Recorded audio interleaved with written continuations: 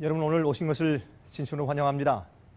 오늘 저녁에 우리가 말씀을 연구하면서 성령님께서 여러분 마음 가운데 필요한 그 부분들을 여러분 개인적으로 하나씩 다 채워주시기를 간절하게 바랍니다. 제가 턴을 했는데 아마 다른 걸 좀 내린 것 같습니다. 됐습니까? 네, 오케이. 죄송합니다. 저희는 이렇게 다니면서 제가 여러 곳을 다니면서 이제 이런 세미나를 하는데 저희가 어디 가서 교회를 세우려고 목적하는 것도 아니고 또 우리가 다니면서 어떤 팔을 만들려고 애쓰는 것도 아니고 저희는 단지 여러 곳에 흩어져 있는 우리 주님을 아는 성도들에게 진리와 말씀대로 살도록 도와드리기 위해서 애쓰는 것뿐입니다. 그래서 저희는 이제 이런 집회 할 때마다 그때마다 조금 다른 내용의 그 세미나들을 우리가 하고 있습니다. 근데 그 세미나들은 여러분들이 평상시에 교회 가서 들어보거나 공부하시기에 좀 어려운 또 그렇게 쉽게 사람들을 만나서 성경을 연구하기에 좀 어려운 그런 부분들을 우리가 특별하게 좀 선정을 해서 여러분들에게 좀 가르치는 그런 일을 하고 있습니다. 그리고 사실은 여기에 참석하시는 분들보다는 저를 화면으로 대하는 분들이 참 많으시기 때문에 사실은 우리가 이렇게 녹화를 하기 위해서 다니는 그런 이유도 꽤 많이 있습니다. 지금 마이크 사정이 그렇게 훌륭하지는 않은 것 같습니다. 오늘은 여러분과 함께 제가 성경에 있는 한 가지 굉장히 중요한 예언에 대해서 같이 좀 연구를 할 텐데 이것은 예언이라고 하는 것보다 우리가 많은 그리스도인들이 좀 오해하고 있는 한 부분을 우리가 성경적으로 함께 좀 살펴보는 시간을 좀 갖도록 해보겠습니다. 이게 무슨 뜻이냐면 여러분께서 보시면 이제 제가 오늘 여러분들에게 이스라엘의 회복이라고 하는 제목으로 말씀을 드릴 텐데 이것이 현재 여러분과 저에게 어떤 의미를 가지며 또 이것이 과연 오늘날 이 세상에 있는 그리스도인들에게 모든 기독교에게 교회들에게 어떤 의미를 가지는가에 대해서 여러분께서 이해하셔야 되실 것입니다. 이것은 굉장히 중요합니다. 굉장히 간단한 이야기 같지만 이스라엘의 회복, 뭐 간단한 얘기죠. 하나님께서 옛날 이스라엘 백성들이 다 멸망했기 때문에 주님께서 이제 새로운 이스라엘을 회복하신다는 예언이 성경에 많이 있습니다. 그러면 이것이 무슨 뜻이겠습니까? 성경에서 하나님께서 내가 이스라엘을 다시 회복시킬 것이다 라고 말씀하신 것이 무슨 뜻인지에 대해서 오늘날 많은 교인들이 많은 교회들이 오해하고 있기 때문에 그 오해한 것 때문에 자기들 생활에 이 예언의 적용이 잘못되고 그러므로 인해서 잘못된 기대를 가지게 되고 잘못된 기대를 가지기 때문에 영적인 준비가 잘못 삐뚤어지게 되어 있습니다. 제가 이것이 무슨 뜻인지 제가 설명하면서 여러분께서 이해하시게 이제 되실 것입니다. 우리 이거 한번 좀 이해해 보십시다. 제가 지난번도 말씀드렸지만 옛날 하나님께서 노아 홍수 당시에 노아에게 무슨 명령을 했습니까? 노아에게 방주를 지으라. 방주에 대해서 정확한 치수를 주었죠. 길이, 넓이, 높이, 문을 몇 개? 노아 방주의 문이 몇 개입니까? 3개요, 2개요, 4개요, 하나요? 하나죠. 문이 하나밖에 없습니다. 그렇죠? 우리 분명히 하십시다. 창문이 몇 개입니까? 창문이 5개입니까? 7개입니까? 3개입니까? 자, 이 선다형 창문이 몇 개입니까? 3개입니까? 7개입니까? 10개입니까? 12개입니까? 아니면 지금 답변이 다 틀렸습니까? 다 틀렸습니다. 창문이 몇 개입니까? 하나밖에, 위로한 거 하나밖에 없었죠. 제가 이런 질문을 드리는 이유는 우리가 성경을 읽을 때 그냥 쭉 읽어버려요. 그런 하나하나가 우리에게 그 의미를 갖습니다. 성경은 굉장히 함축된 말씀이에요. 성경은. 그래서 성경에 많은 뜻이 이제 그 함축된 짧은 말씀 가운데, 단어들 가운데, 몇 문장들 가운데 함축되어 있는데, 왜냐하면 하나님께서 우리 인간들에게 하시고 싶은 말씀이 많잖아요. 근데 그 하시고 싶은 말씀을 전부 다 기록하려면 어떻게 해요? 성경 66권이 아니라 수백 권, 수만 권을 쓴다고 해도 모자라지 않겠습니까? 우리가 찬송을 부를 때 하늘을 두루마리 삼고 모든 풀들을 붓을 삼아서 바다를 잉클 삼아서 기록해도 주 하나님의 사랑을 다 기록할 수 없도다. 그런 찬송을 부르지 않습니까? 그렇죠? 마찬가지로 하나님의 말씀을 어떻게 적은 책에 우리가 다 기록할 수가 있겠습니까? 그래서 주님께서 함축해서 쓰셨는데 역사도 어떤 역사만 우리의 영생에 꼭 알아야 할 필요한 부분만 함축해서 역사를 기록하시고 그 역사도 제가 중국을 자주 가거든요. 제가 중국에서 돌아온 지가 지금 한 3주 정도밖에 안 됐습니다. 그런데 중국에 가면 가끔 그런 질문을 해요, 저한테. 아니 목사님 참 이상합니다. 아니 왜 다른 나라들 역사는 유럽 역사가 많이 있고 미국 역사까지 다 있는데 어떻게 이렇게 큰 대국이고 세계에서 제일 많은 인구를 가지고 있는 13억의 인구를 가지고 있는 중국에 대한 예언이 한마디 성경에 없습니까? 그런 질문을 제가 자주 듣곤 합니다. 근데 그런 이유는 이렇습니다. 이렇게 대답을 하죠. 여러분의 그 심정을 제가 이해합니다만은 그러나 하나님께서 성경을 기록하실 때 역사는 하나님께서 인간을 어떻게 구원하시느냐 하는 그것을 초점으로 해서 거기에 필요한 역사만 집약해서 쓰셨기 때문에 중국 역사는 빠져있는 것이지 하나님께서 중국을 덜 중요하게 여기시든지 아니면 중국 사람들을 덜 중요하게 여기시는 것이 아닙니다. 제가 설명을 하죠. 하나님께서 이 성경을 기록하실 때 왜 어떤 때는 어떤 역사만 특정하게 이스라엘 역사와 유대 역사와 나중에 중세의 역사와 교황권의 역사와 핍박의 역사도 어느 특정한 지역에서 왜 그렇게 하시느냐 하면 진리가 어디에 어떻게 줄을 타고 그 강물의 맥이 어떻게 흐르는지에 대해서 보여주시기 위해서 하시는 것이죠. 그러니까 다시 말해서 컨센트레이트 되어 있는 것이에요. 어디에 집약되어 있고 어디에 초점이 맞춰져 있는 것입니다. 그래서 우리가 성경 말씀을 이해할 때 하나님께서 우리를 어디로 지금 인도하시려고 하는 것이에요. 주님께서 말씀하기를 너희는 좁은 길로 가라. 좁은 문으로 들어가라.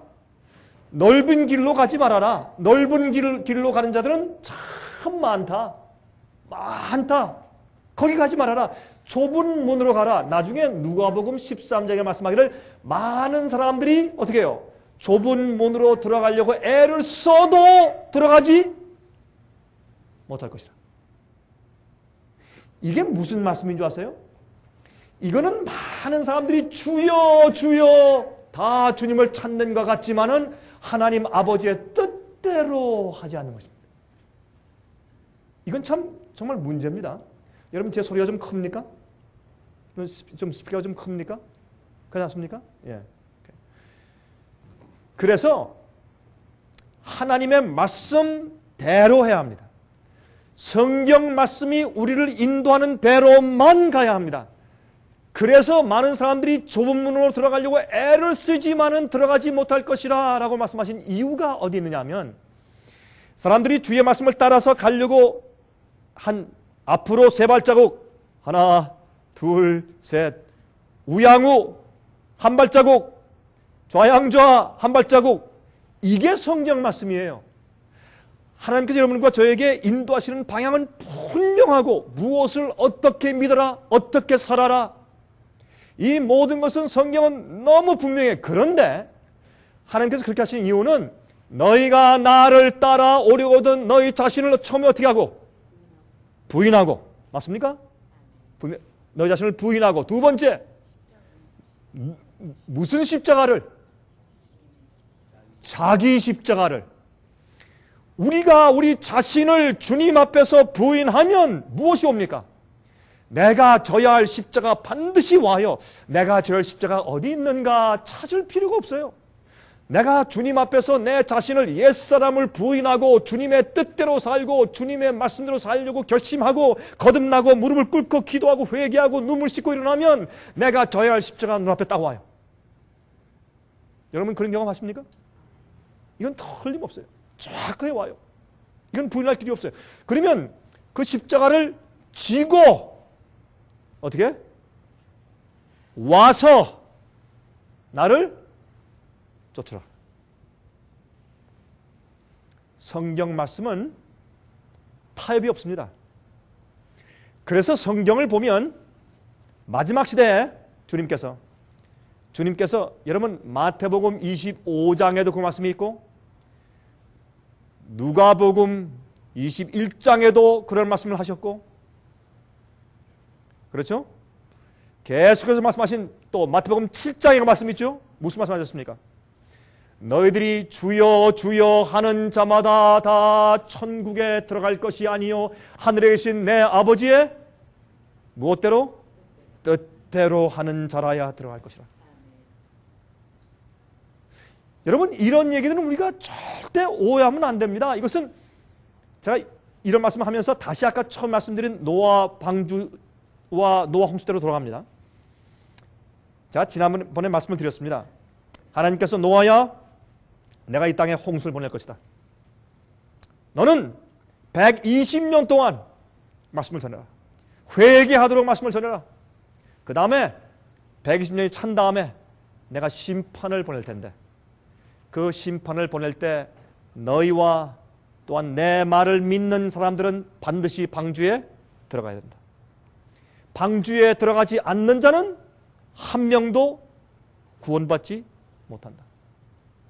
근데 그건요 참 어떻게 생각하면 참 여러분 이상한 말씀이에요. 제가 한 가지 좀 묻고 지나가십니다. 여기 오신 여러분들 가운데서 나는 노아 홍수를 믿지 않습니다 하는 분 혹시 계십니까? 한번 용감하게 한번 손 들어보시겠어요? 나는 하나님께서 노아 홍수를 보내서 그 당시에 한 번 세상을 다 물로 멸망시키셨다 하는 것을 난 안 믿습니다 하는 분 손 들어보십시오. 아유 참 아멘 감사합니다. 저도 여기 계신 분들 가운데서는 그거 안 믿는 분은 한 분도 안 계시네요. 참 다행입니다. 제가 어떤 집회할 때 안 믿는 분 하니까 어떤 분이 용감하게 전 못 믿습니다. 이제 그런 분이 한 번 있었습니다. 그래서 제가 노아 홍수에 대해서 과학적인 증거를 제가 몇 분 동안 말씀드리고 제가 이제 말씀을 진행한 적도 한 번 있었는데 여러분 베드로 후서 3장에 말씀하기를 옛날에 이 세상이 물로 한번 멸망된 것처럼 하나님께서는 이 세상을 불로 다시 한번 멸망하시기 위해서 이 세상을 보존하고 계신데 주의 말씀으로 보존하고 계신다 그랬습니다. 왜? 구원 얻을 자를 주님께서 계속 준비시키기 위해서. 그런데 제가 지난번에 물었지만은 그러면 주님께서 참 좀 그 좀 생각해보면 이상해요. 세상을 창조하신 하나님, 만물을 만드신 하나님, 그 하나님께서 아니 홍수를 내리실 때 주의 백성들을 참 당신 손에 잠깐만 들었다가 아니면 하늘에 잠깐 옮겨섰다가 다시 내려오시게 하시든지 무슨 어떤 방법으로 아니면 천사의 날개 위에 있게 잠깐만 들었다가 내리시면 될 텐데 무엇 때문에 그렇게 힘들게 조소와 조롱을 받으면서 방주를 짓게 하셨느냐 말이에요. 안 그래요 여러분? 여러분 생각해보세요. 참 이상한 일이요. 아니 구원받는데 왜 꼭 방주를 지어야 돼요? 예수님만 믿으면 되지. 하나님만 믿으면 하나님 내 믿습니다. 나 주의 말씀 믿고 주께서 심판하실 거 믿고 홍수 올 거 다 믿습니다. 주님 하면 될 텐데 왜 믿는다는 증거로 방주를 짓게 하셨느냐 말이에요. 그렇죠? 그거 얼마나 중요한지 몰라요. 얼마나 중요한지 몰라요. 저는요 다니면서 제가 여러 사람들을 만나거든요. 저는요 집회 가서 사람들이 500명 오든 1000명 오든 10명 오든 5명 오든 그것은 저하고는 상관이 없어요. 전 그걸 벌써 옛날부터 배웠습니다. 전 지난번에 한 달 전에 제가 한 달도 안 됐어요. 한 3주밖에 안 됐는데 제가 중국에서 집회를 하는데 중국에서 우리 집회할 때는 시간이 없으니까 평신도 집회가 아니라 이제 목회자 이 교회 지도자들만 모아서 우리가 집회할 수밖에 없어요. 시간이 그거밖에 없으니까. 지난번에 이제 집회하는데 한 240명이 우리를 모아왔으니까 그건 중국에서는 큰 집회입니다. 여러분 기독교의 지도자들을 여러 각 도에서 각 주에서 다 몰려 240명을 모아놨다. 이거 잘못하면 큰일 나는 겁니다. 보통 보안 문제 아닙니다. 주님께서 그런 은혜를 베푸셨어요. 큰 방인데 240명을 앉히니까요. 큰 방이니까 저 뒤에는 잘 안 보일 정도예요. 특별히 중국에서 참 저 하나님께 얼마나 두려운 마음이 들고 주님 240명의 지도자들의 영혼을 주셨는데 내가 무슨 말을 해야 됩니까? 정말 기도하고 말씀을 전했어요. 주의 성령께서 크게 역사했습니다. 한 번은 제가 중국의 저 깊은 곳에 가가지고 집회를 하는데 9명 지도자 다 넣고 이 방 안에서 다 숨어가지고 9명 그냥 제가 며칠 동안 말씀을 연구할 때 어떤 때는 느낄 때 9명이 모여서 말씀을 연구하니까 성령의 불길이 더 뜨거워. 그들이 저한테 더 많은 질문을 하고 제가 주님께 그랬어요. 주님이시여 난 그래서 이제부터는 제가 뭐 240명 모이든지 9명 모이든지 내 마음과 건 상관이 없습니다. 그게 전 옛날부터 그거 배웠어요. 여러분 여기 오신 분들이 수백 명이 아닐지라도 전 이렇게 믿어요. 여러분들이 이번 기회에 오셔서 저와 지금 성령을 연구하시는 것은 성령의 인도하심이에요. 전 그렇게 믿는 사람이에요. 저는요 어디 가서 큰 교회를 세우고 무슨 뭐 멋진 모임을 하고 큰 무슨 판을 만들고 이런 데 대한 욕심은 전혀 없고 특별히 또 돈 버는 욕심, 명예, 영광 하나님만 아시죠? 이건 말해야 소용이 없죠. 말만 하면 소용이 없는 거지만 그러나 하나님 앞에서 말씀드리지만 저 그거 버렸습니다. 저 그거 없어요. 사람의 칭찬, 예? 무슨 뭐 지위 이거 뭐 소용없어요. 정말 한국말 그대로 말짱 도루묵이요. 정말 말짱 도루묵이요. 아무 소용없어요. 그거는. 목사도 암 걸려 죽고 병 고치는 목사도 병들어 자기 병 못 고쳐 죽더라고요. 예? 병 잘 고치는 목사 같지 않은 사람이 자기도 병이 걸려 죽더라고. 방언 잘하는 사람도 그 사람도 죽고 교회를 10개, 20개 세웠다고 자랑하는 장로도 죽고 저 앞에 아무것도 아니에요. 하나님께서 여러분과 저를 보실 때 너는 더 이상 내 마음에 합한 자가 아니야 하면 하루아침에 없으시는 거예요. 소용이 없어요. 우리 인간의 사랑과 명예와 우리 인간의 모든 공로와 하는 수고는 아무 소용이 없어요. 전도서에 말씀하길 그러므로 헛되니 모든 것이 헛되다. 그 이유가 있어요. 그래서 전도서의 제일 마지막 장, 매일 마지막 절에 있는 말씀 뭔지 아세요? 그러므로 사람의 본분은 뭐예요? 하나님의 계명을 지키며, 그렇죠? 여호와를 경외하며 그의 계명을 지키는 것이 사람의 본분이라고 그랬어요. 그게 뭔지 아세요? 우리가 아무리 잘났고 뭐를 하고 여러분 우리가 참 우리 생에 비슷해서요. 우리가 진리의 기별들을 책으로 찍고 라디오 방송을 하고 TV 방송을 하고 돌리고 책잘 만져 뿌리고 참 우리가 많은 일을 해요. 근데 그렇게 많은 일을 해도 주님 앞에서 주님 내가 뭐 했습니다. 할 말 아무것도 없어요. 주님께서 전부 하시는 것이기 때문에 주의 말씀에 능력이 있어요. 그래서 우리가 하는 것은 뭔지 아세요? 우리가 하는 건 다른 것 없어요. 이렇게 모이신 분들에게 정말 진심을 다해서 말씀을 짧은 그 말씀이지만은 짧은 시간이지만은 이 성경이 말하는 말씀이 이런 뜻입니다 하고 안겨주는 것이에요. 그리고 이것을 녹화해요. 녹화하면 많은 분들이 가져가요. 특별히 한국에 있는 분들은 많은 분들이 가져가요. 지금 저희의 이제 여러분 가끔 저희의 SOSTV.net 저희 웹사이트에 가끔 들어가 보십니까? 요즘에 우리 하루에 저희 웹사이트에 들어와서 비디오를 보는 사람들이 참 숫자가 참 엄청나게 늘고 있어요. 저 앞에 참 감사합니다. 우리가 하는 일은 그거밖에 없어요. 그래서 우리가 뭘 강조하냐면 말씀대로 살자 이거예요. 사람들은요 말씀대로 살지 않고 어떻게 하는 줄 아세요? 내가 살다가 조금 좀 내가 이 말씀대로 이게 주의 말씀대로 사는 것은 이런데 내가 내 장사 잘 되고 비즈니스 잘 되고 좀 잘 되기 위해서 가다가 주의 말씀 좀 걸려요. 그러면 돌아가요.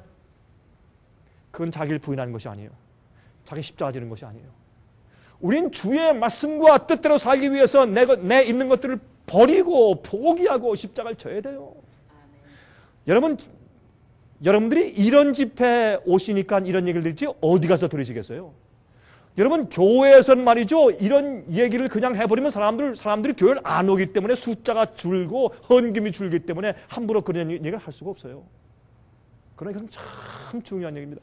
그래서 여러분 노아 홍수 때 하나님께서 그들을 그냥 기적으로 보호할 수 있지만 아니에요. 누구를 구원하세요? 주의 말씀대로 따라 사는 자. 어떤 사람은 또 그래요. 아니 그 목사님, 그러면 성경에 말하기를 예수의 이름을 부르는 자는 구원받는다고 말씀했고 은혜와 믿음으로만 구원받는다고 말씀했는데 그게 무슨 말씀이십니까? 그렇게 말하는 사람들이 있어요. 그 말도 맞아요. 그러나 성경에 믿는다는 것과 은혜로 구원받는다는 것이 무슨 뜻인가, 그걸 오해하기 때문에 그래요. 주님은 주님의 뜻대로 산다는, 주님의 뜻대로 살지 않으면 너희 멸망이야 하는 말씀과 믿음과 은혜로 산다는 말씀을 서로 따로따로 다른 의미로 사용하고 있지 않아요. 그게 같은 뜻이에요. 그래서 옛날에 하나님께서 어떻게 해요? 아무리 하나님 믿는다, 심판하실 것 믿고 홍수가 내려올 것 내가 믿는다, 그렇게 했어도 노아와 함께 방주를 짓는 일에 동참하지 아니하고 그 방주에 들어가지 않는 자들은 다 죽었어요. 참 이상하죠? 이건 말도 안 돼. 하나님이 어떻게 이렇게 쪼잔한 분이야? 항상 쪼잔하더래요. 그래서 쪼잔하고 마음이 좁은 분이에요. 그냥 믿는다 그러면 다 구원해 주시지 뭘 그걸 까다롭게 만들어가지고 방주에 안 들어가면 뭐 구원 못 받는다. 이게 무슨 말인가? 하나님은 그런 분이세요. 왜 그런 줄 아세요? 우리가 그렇게 주님의 뜻대로 하는 마음과 태도와 품성을 가지지 않으면 그런 사람들을 하늘에 갖다 놓으면 그 사람들은 선악과 또 따먹어요. 자기 마음대로 해요. 그런 사람들은 죄와 반역을 또 일으킬 가능성이 있기 때문에 영원히 살게 하실 수가 없어요. 여러분 제 가슴에서 이 간절한 토로가 있는 것을 들으시고 꼭 제 말 기억하세요. 그러므로 이 세상 역사는 어디에 초점을 맞추어 두었느냐 하면 하나님께서 우리 인간을 어떻게 구원하시기 위해서 역사하시는가에 초점을 맞춰 두었어요. 그래서 이 세상 마지막에 하나님께서 누구를 일으키시는가? 이스라엘을 회복하세요. 옛날 이스라엘 나라들은 현재 마지막 시대에 주님께서 회복하실 영적인 이스라엘의 표상이에요. 자, 제가 좀 길게 설명드렸지만 이것이 무엇인지 제가 성경 말씀을 보면서 좀 설명 좀 드리겠습니다. 여러분 유다의 마지막 왕들 좀 보세요. 유다의 마지막 왕들. 유다의 마지막 왕들 가운데 특별히 누가 있느냐면 여호야김이 있습니다. 여호야김을 엘리야김이라고도 부르죠. 여호야김이에요. 그의 아들 여호야긴이 또 왕이 되었습니다. 여호야긴이 왕이 되었는데 여호야긴은 악한 왕이었기 때문에 예루살렘에서 오래 치리하지를 못했습니다. 그 다음에 시드기야 왕이 있었죠. 이것이 유대 나라의 마지막 왕이고 이 시드기야 왕 때에 느부갓네살 왕이 바벨론이 쳐들어와서 유대 나라가 멸망당합니다. 성전이 파괴되고 그 여호야긴이 어떻게 해요? 이 바벨론에 반역하고 나섰을 때 어떻게 했습니까? 느부갓네살이 와서 여호야긴을 어떻게 해요? 수갑을 채워가지고 쇠사슬을 채워가지고 바벨론을 끌고 가서 거기에 감옥에 가두었습니다. 그 다음에 세운 왕이 시드기야 왕인데 시드기야는 왕은 여호야긴의 삼촌이었습니다. 그의 별명은 마따니아나 아니면 고니아였습니다. 근데 이 왕은 눈을 뽑힘을 당하고 쇠고랑에 채워져서 바벨론으로 끌려가서 거기서 엄청나게 고생을 했어요. 나중에 풀려났지만은. 그래서 유대 나라가 이 세 왕을 통해서 완전히 망합니다. 여러분 그래서 혹시 이 역사를 기억하실지 모르겠습니다. 그런데 이렇게 이제 망할 때 주님께서 선지자들을 통해서 어떤 기별을 주신 줄 아세요? 한번 우리 보십시다. 이렇게 기별을 줬어요. 예레미야 22장 28절부터 30절까지 이렇게 말씀했어요. 이 사람 고니아는 천한 박이냐 좋아하지 아니하는 그릇이냐 어찌하여 그와 그 자손이 쫓겨나서 알지 못하는 땅에 들어갔는고 땅이여 땅이여 땅이여 여호와의 말을 들을지니라 나 여호와가 이같이 말하노라 너희는 이 사람이 무자하겠고 그 평생에 형통치 못할 자라 기록하라 이는 그 자손 중 잘 기억하세요. 그 자손 중이 고니아는 시드기야 왕의 별명이니까 이 마지막 왕이죠. 그 시드기야 왕의 자손 중에 형통하여 다윗의 위에 앉아 유다를 다스릴 사람이 다시는 없을 것임이니라. 다시 말해서 성경 말씀은 무엇을 지금 예언하느냐면 이 시드기야 왕 이후에는 더 이상 유다 나라에 무엇이 없을 것이다? 왕이 없을 것이다. 왕이 없단 말이에요. 이것을 지금 설명하십니다. 자, 그 다음에 또 보십시다.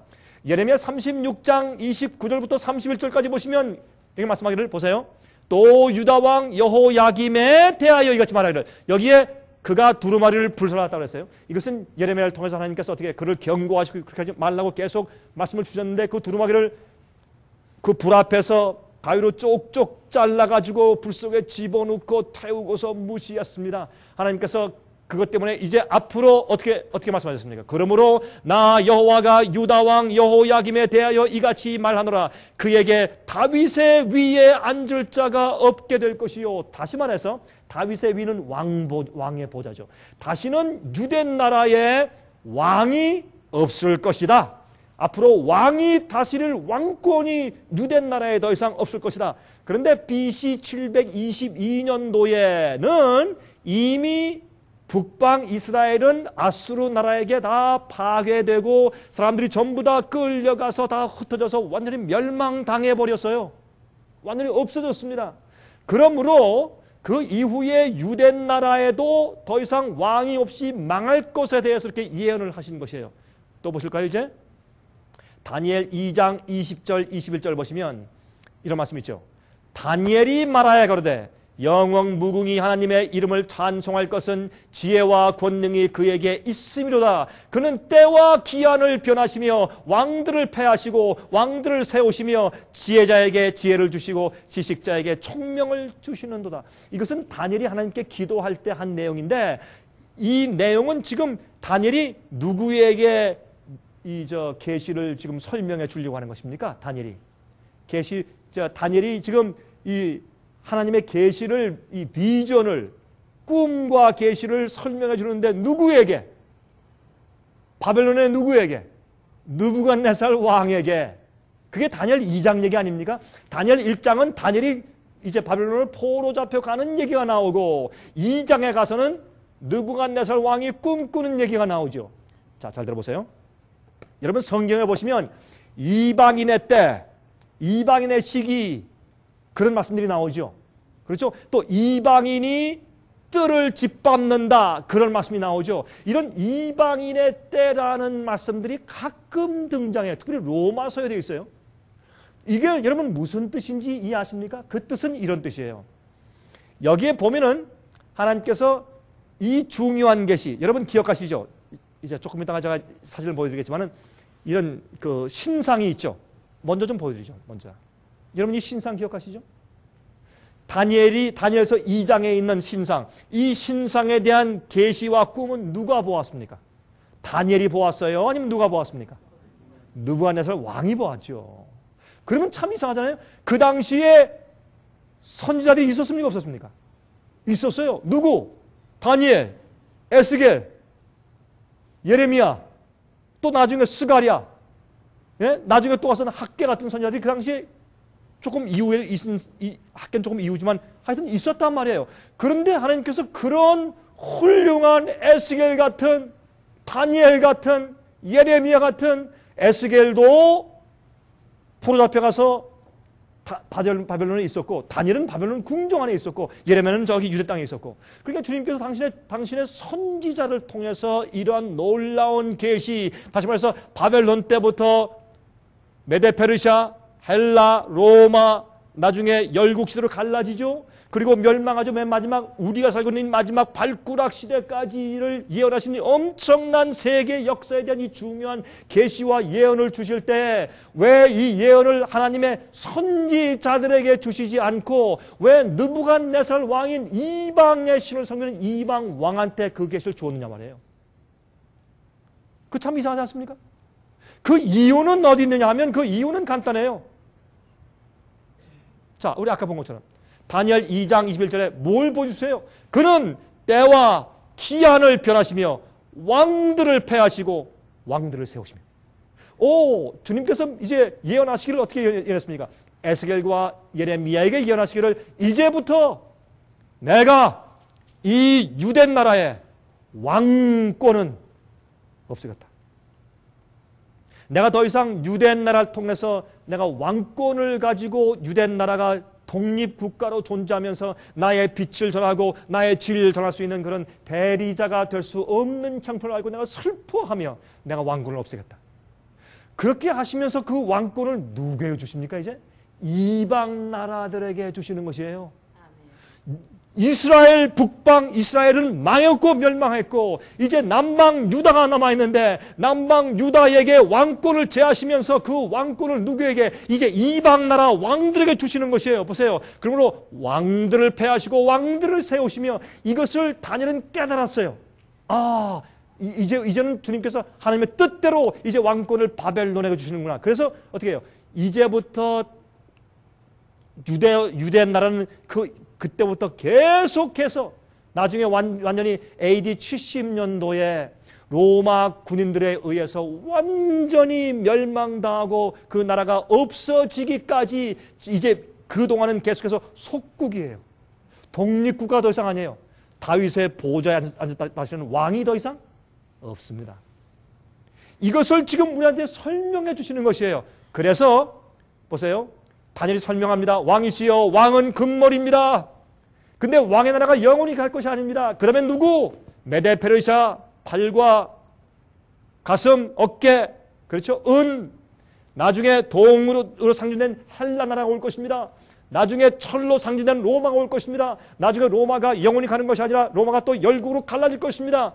그런데 그때의 마지막 이 세상 끝에 말일에 가서 이렇게 나라가 철과 진흙이 서로 섞이지 못한 것처럼 이렇게 아슬아슬하게 열국시대가 되어서 존재하는 이 마지막 시대에 어떤 나라는 강하고 어떤 나라는 진흙처럼 약하고 어떤 나라는 부하고 어떤 나라는 가난하고 그런 것처럼 이렇게 철과 진흙이 이렇게 나누어져 있을 때에 또 하나 의미가 있어요. 여러분 성경에서 철은 다스리는 권력과 군사력이 있다고 해서 국가를 상징해요. 국가. 진흙은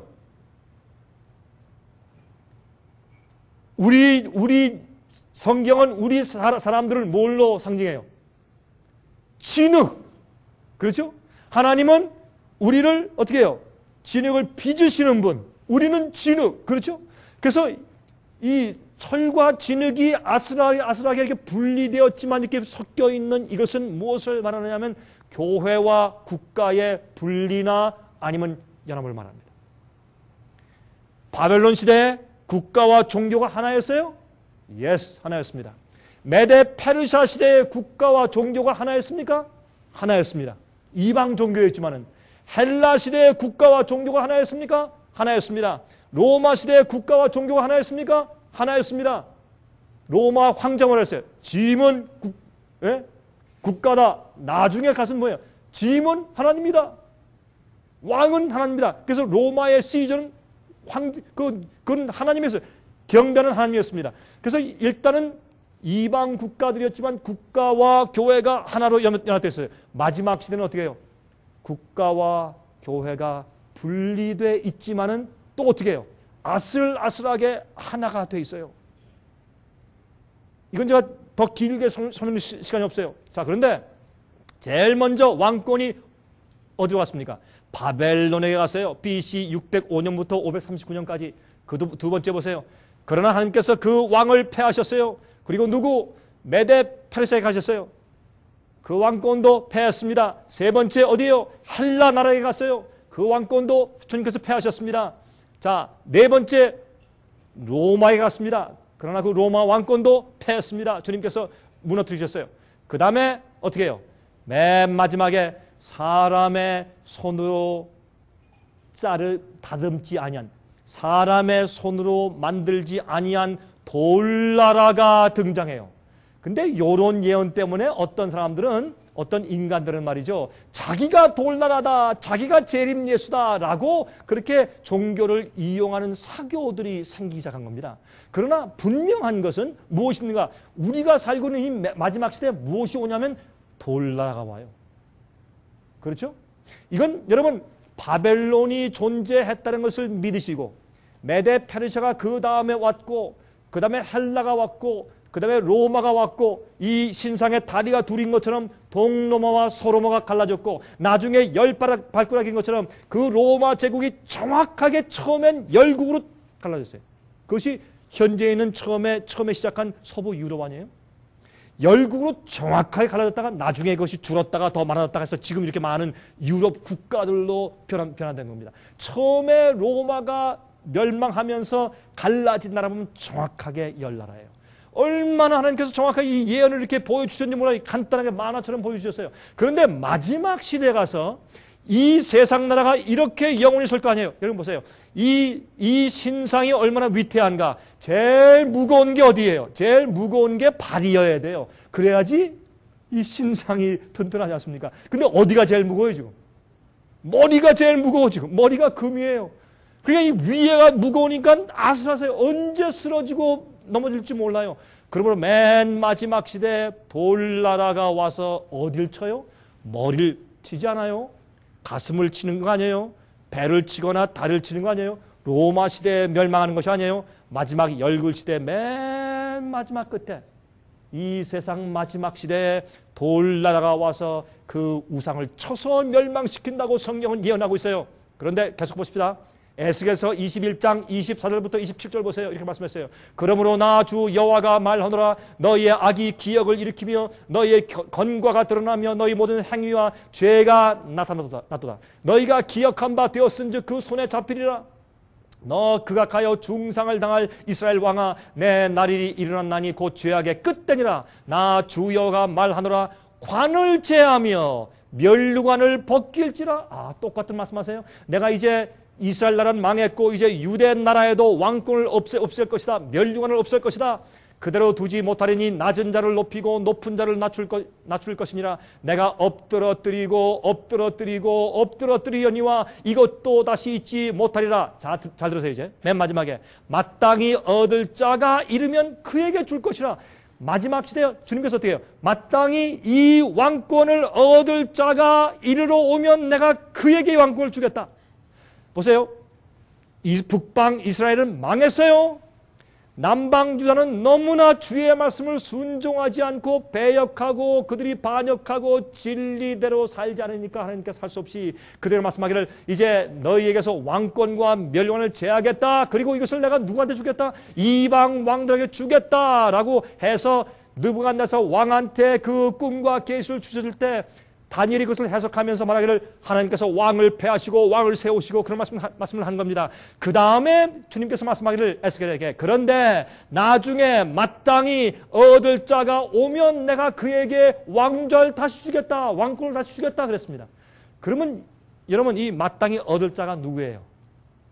유다 나라의 다윗의 보좌 위에서 앉아서 다스릴 왕이 더 이상 없을 것이라고 말씀하시면서 예언을 하신 다음에 왕권을 폐했어요. 그 다음에 주님께서 마땅히 이 왕권을 얻을 자, 다윗의 보좌 위에 올라 앉아서 다스릴 고난이 있는 그 자가 올 때 내가 그 왕권을 그에게 줄 것이라 했어요. 그 마땅히 얻을 자가 누구예요? 예? 예수님이죠. 메시아죠. 자, 그러면 우리 또 그 지점에 가서 또 출발해 보십시다. 이렇게 성경 예언은요, 하나하나 우리가 짚고 진행할 디딤돌이 있어요. 성경 예언을 함부로 해석하면 안 돼요. 성경 말씀에 다 디딤돌이 있어요. 그 기초석대로 따라가야 돼요. 안 그러면 함정에 빠지는 것이에요. 주의 말씀에 길대로 따라가야 합니다. 자, 그 다음 보십시다. 이제 이사야 11장 10절부터 12절, 15절, 16절 보세요. 여기에 그날의 이새의 뿌리에서 한 싹이 나서, 이새는 누구의 아버지입니까? 다윗의 아버지죠. 그러므로 이새의 뿌리에서 한 싹이니까 예수님 말하는 것이죠. 자, 메시아 만민의 기호로 설 것이요 열방이 그에게로 돌아오리니 그 거한 곳이 영화로울 것이라. 오, 여기 보니까 이제는 진짜 실제적인 문자적인 이스라엘과 유대 사람들을 말하는 것이 아니에요. 히브리인들 말하는 것이 아니에요. 그렇죠? 잘 또 보십시다. 11절 그날에 주께서 다시 손을 펴사 그 남은 백성을 아수르와 애굽과 바드로스와 구스와 엘람과 시날과 하맛과 바다 섬들에서 돌아오게 하실 것이라. 참 우리가 읽기도 어렵죠. 이런 말들이. 자, 12절 여호와께서 열방을 향하여 기호를 세우시고 이스라엘의 쫓긴 자를 모으시며 땅 사방에서 유다의 이산한 자를 모으시리니. 자, 이게 무슨 뜻일까요? 근데 여기에 제가 미리 좀 설명을 좀 드리고 갈게요. 여러분, 여기 있는 이 해석들을 1948년도에 저기 중동 지방에서 이스라엘 나라를 재건국한 것으로 이 예언을 다 집중시켜서 거기에 예언 성취로 보기 때문에 큰 문제가 생겼어요. 여러분들 교회에서 그런 얘기 많이 들으셨죠? 기적적으로 성경의 구약의 예언의 성취를 보라. 이스라엘이 그렇게 다 흩어져 있던 사람들이 저기 보라. 전부 다 모여서 기적적으로 한 나라가 다시 생겼지 않느냐. 그렇게 성취된다고 예언을 생각하고 말하기 때문에 그래서 많은 그리스도인들이요. 여러분들은 잘 모르지만 많은 그리스도인들이 미국에서도 이스라엘로 이민을 가요. 정말로 이민을 가서 거기 살려고 가요. 그런 사람들이 생기고 여러분 제가 다니면서 인터뷰를 하고 물어보면 오늘날 기독교인들 가운데서 10중 8구가 구약시대에 마련된 이스라엘을 회복하시는 그런 예언이 중동 지방에 현재 존재하는 이스라엘 나라가 재건되고 다시 나라가 된 그것으로 성취된 것이라고 가르쳐요. 그렇게 생각하고 믿어요. 이거는 간단한 얘기 같죠? 그런데 왜 이런 얘기들이 위험하다고 제가 경고하느냐 하면 제가 지난번에 말씀드린 것처럼 휴거 문제. 예수님께서 이 땅에 오시기 전에 환란이 있을 텐데 환란이 오기 이전에 의인들의 영들은 주님께서 어떻게 영들을 전부 다 싹싹 빼어내서 베큐um 클리너 같은 것도 전부 다 쑥쑥 빨아 올려가지고 하늘로 다 미리 휴거해서 올라가실 것이다. 그것을 비밀 휴거라고 그러죠. Secret Rapture. 여러분 아십니까? 그런 말씀은 성경에 단 한 구절도 없어요. 절대 성경에 그런 말씀이 없어요. 미리 주님께서 비밀리에 그 의인들의 영혼들을 이렇게 다 빨아서 미리 올라가서 그들은 절대로 환난 통과하지 않을 것이다. 여러분 그것은 큰 미스테이크입니다. 그래서 휴거서를 가르칠 때 어떤 그림을 그리는 줄 아세요? 하늘에 비행기가 충돌해서 터지고 막 기차들이 충돌을 하고 자동차들이 충돌하고 어떤 비행기는 어떤 빌딩 하다 부딪히고 불이 나고 하는 그런 대형 사고들이 많이 나는 그런 그림을 그래서 보여요. 여러분 그런 그림 본 적 있으십니까? 그런 그림 본 적 있으시죠? 근데 왜 그러느냐? 비행기 운전하는 파일럿 가운데서 좋은 그리스도인들은 영혼이 다 어떻게 휴거당해서 갑자기 올라가 버리니까 그러니까 어떻게 비행기가 파일럿이었으니까 전부 다 떨어지면서 대형 사고를 낸단 말이에요. 또 기차 운전사도 휴거돼서 싹 올라가 버리니까 그냥 어디 들여받아 버리고 문제가 생기고 자동차도 그렇고 갑자기 부인을 찾으면 부인이 갑자기 없어지고 남편 찾으면 남편이 어딘지 없어지고 막 나가서 찾아봐도 어디 없어지고 갑자기 자식이 없어져 버리고 부모가 없어져 버리고 이런 이상한 난리가 생길 것이다. 이건요 예수님의 재림을 올바로 준비하고 환란을 통과할 때 우리가 어떤 준비와 어떤 성품을 가지고 어떤 믿음을 준비해서 어떻게 통과해야 할 것인지에 대해서 성경이 분명히 말씀하시고 경고했건만 그것을 무시하고 준비하지 않고 엉뚱한 것을 바라보고 엉뚱한 기대를 하고 하나님께서 엉뚱히 나를 구원하시겠다고 잘못된 기대를 하고 있는 동안에 그들이 영원히 멸망당하는 것이에요. 여러분 이게 무슨 말인지 아세요? 이건 참 중요한 얘기예요. 그래서 성경의 말씀을 오해시키면 그 오해시킨 연막 전술 때문에 사람들이 망해 영적으로. 여러분 큰일 나요. 그러므로 성경에 있는 말씀들은 성경에 있는 말씀 그대로 이해하고 성경 예언을 성경의 말씀만 그대로 풀어야 돼요. 그렇게 이해하지 않으면 나중에 낭패를 당해요. 자, 유대인들은 예수님 메시아가 오실 것을 고대했습니까? 고대했습니까? 안 했습니까? 고대했습니다. 얼마나 고대했습니까? 열흘 동안 기다렸습니까? 아니면 1년 기다렸습니까? 100년 기다렸습니까? 아니면 수백 년 기다렸습니까? 수백 년 기다렸습니다. 사실은 2000년 이상 기다렸습니다. 아니면 4000년 기다린 셈이죠.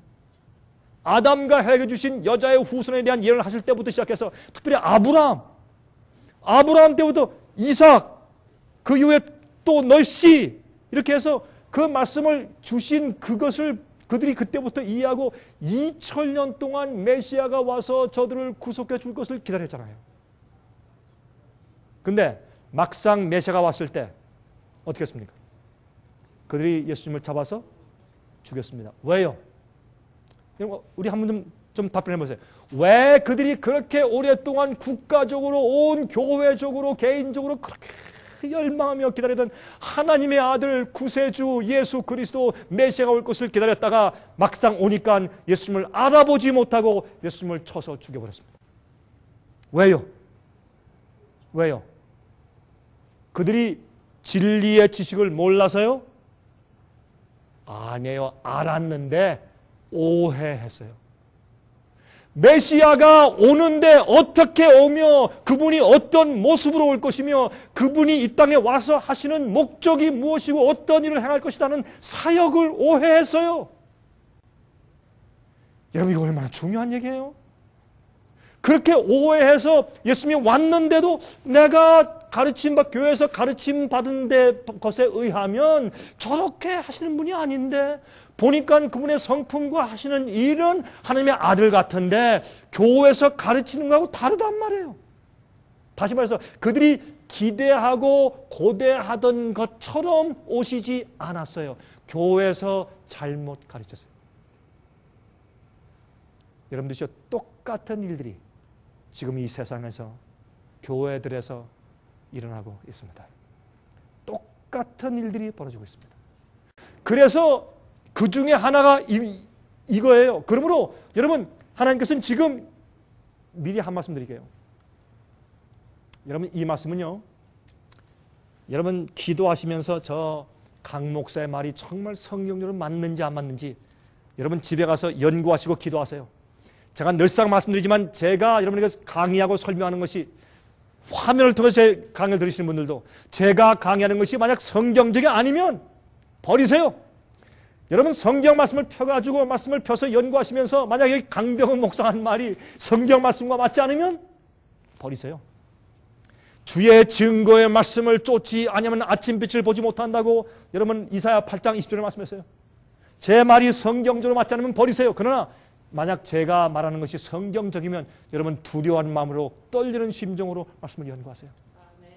여러분 중요한 것이에요. 그래서 여러분 잘못된 기대를 가지고 살면 안 돼요. 성경이 말씀하는 그대로 이해하고 성경 말씀이 이 시대에 나를 어떻게 준비하게 인도하시는가 그걸 잘 살펴봐야 돼요. 어떤 신학자가 이렇게 얘기했다. 영어로 제가 말하겠습니다. 어떤 신학 박사학위 3개 가진 분이 어떤 박사님 말씀했다. So what? So what? 그래서요. 어떻게 된 거예요? 3만 명의 큰 교회로 성장시킨 그 유명한 목사님이 강의하는데 그렇게 말씀했습니다. So what? 그래서요. 그런 게 소용이 없어요. 여러분 사람들의 의견은 수천 가지일 수 있어요. 그러나 주의 말씀과 진리는 하나밖에 없어요. 주의 말씀과 진리는 한 가지밖에 없고 하나밖에 없어요. 제가 만약 여러분들께 아니면 우리 책자를 통해서 우리의 비디오 탭을 통해서 방송을 통해서 제가 잘못된 강의를 하고 나면 제가 그 영혼들에 대한 책임을 제가 어떻게 책임지겠습니까? 주 앞에 제가 심판날 설 때 어떻게 제가 감히 책임을 지겠어요? 제가 그들의 피를 제 손에서 주님께서 사실 거 아니에요. 그러므로 제가 말씀을 전할 때 이것이 정말 성경적으로 진리인지 아닌지 제가 확인하고 해야 될 것이요. 항상 저는. 여러분 제 얘기를 이제 잘 들으세요. 그러므로 주님께서 앞으로 기호를 세우세요. 깃발을 높이 드시고 열방에서 사람들을 주의 남은 백성을 모으는데 어떻게 모으신지 아세요? 진리로 말씀으로만 모으세요. 보세요. 나중에 여호와께서 애굽 해골을 말리우시고 이 바다를 말리우시고 손을 유프라데 하수 위에 흔들어 뜨거운 바람을 일으켜서 그 하수를 쳐서 7 갈래로 나눠 신고 건너가게 하실 것이라 그랬습니다. 그의 남아있는 백성을 위하여 아수리에서부터 돌아오는 대로가 있게 하리니 이스라엘이 애굽 땅에서 나오던 날과 같게 하시리라. 자 보세요. 2가지 예언이 있습니다. 하나는 하나님께서 유다 백성들을 돌아오게 하실 것이다. 그래서 그 나라를 다시 세우실 것이다 라는 예언이 있는데 그 예언은 바벨론 포로에서 그들이 풀려 나올 것을 예언하신 것이고 예레미야는 그들이 바벨론으로 포로 잡혀 간 다음에 몇 년 만에 그들이 돌아올 것이라고 예언했어요. 70년 만에 하시네요. 70년 만에 돌아오실 것을 성령이 예언했습니다. 예레미야가 예언했어요. 그것을 예언한 것이고 여기에 있는 이런 말씀들은 가만히 보세요. 어디에서? 바벨론에서 오는 게 아니에요. 예수님이 깃발을 들면 열방 나라에서 다 주님께 몰려오는데 남은 자들이 몰려오는데 나중에 이스라엘 나라가 다시 생기는데 애굽 땅에서 출애굽하는 것처럼 나와요. 우리 계속 보십시다. 이제 누가복음 1장 31절부터 33절 보세요. 보라 내가 수태하여 아들을 낳으리니 그 이름을 예수라 하라. 저가 큰 자가 되고 지극히 높으신 이의 아들이라 일컬을 것이요. 여러분 구약 성경에 있는 말씀들은 십자가 이후에는 영적인 말씀으로 적용이 돼요. 구약 성경에 실제로 있었던 출애굽 사건은 신약의 십자가 이후엔 뭘로 변해요? 우리가 죄에 노예된 상태에서 나오는 것이 영적인 뭐예요? 출애굽이에요. 그래서 고린도전서 10장에 말씀하기를 너희는 너희 조상들은 옛날에 홍해를 건너며 침례를 받았다. 그들이 원망한 것처럼 너희를 원망하지 마라. 우리도 죄에서 나오는 것이라고 다 적용하신 것을 볼 수 있어요. 그 사도 바울이. 그러므로 신약 시대에는 구약 시대에 있었던 실제 있던 사건들이 신약 시대에는 영적인 사건들로 재해석되는 것을 우리가 알 수 있어요. 그런데 자 보세요. 예수님께서 이 땅에 태어나실 때 마리아에게 설명하기를 이제 내가 수태하여 한 아들을 낳으리니 그 이름을 예수라 하라. 저가 큰 자가 되고 지극히 높으신 이의 아들이라 일컬을 것이요. 주 하나님께서 그 조상 다윗의 무엇을? 위를 저에게 주리니. 다시 말해서 그에게 왕좌를 준단 말입니다.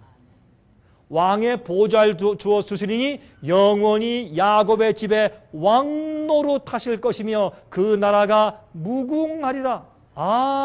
하나님께서 유대 나라의 왕권을 없애시는데 언제까지? 내가 마땅히 그 왕권을 얻을 만한 사람, 내 택한 자가 나타날 때 그때 내가 그에게 줄 것이라. 그 예언 성취가 예수님에게 이루어진 것을 알 수가 있어요. 그렇죠? 이것은 우리 분명히 따라갈 수 있는 그런 이런 디딤돌이죠. 우리가 함정에 빠지지 않게 하나하나 짚고 지나가는 디딤돌을 우리가 볼 수 있습니다. 자, 그 다음에 보십시다. 제가 지금 여러분들을 어디로 지금 인도에 가려고 애쓰는지 여러분께서 이제 보시게 될 거예요. 요한복음 18장 36절 보세요. 그래서 예수께서 말씀하기를 예수께서 대답하시되 내 나라는 이 세상에 속한 것이 아니라 만일 내 나라가 이 세상에 속한 것이었다면 내 종들이 싸워 나로 유대인들에게 넘기우지 않게 하였으리라. 이제 내 나라는 여기에 속한 것이 아니니라. 예수께서 말씀하기를 내가 다시 회복할 이스라엘 나라, 내가 회복할 내 나라는 이 세상 나라 정치나 국가들에 속한 것이 아니라. 그리고 예수님께서 다윗의 보좌 위에 앉아서 영원히 왕으로 하신다는 것은 우리가 눈에 보이는 실제 나라를 세우셔서 왕권을 가진다는 얘기가 아니라 하나님의 교회를 일으키시는데 그 백성들을 마음속에서 은혜의 왕국 속에서 주님께서 그 백성을 다스리시는 그런 주권을 가지신다는 얘기죠. 영적으로 그렇죠? 마지막 시대에. 자, 그러면 예수님께서 어떻게 해요?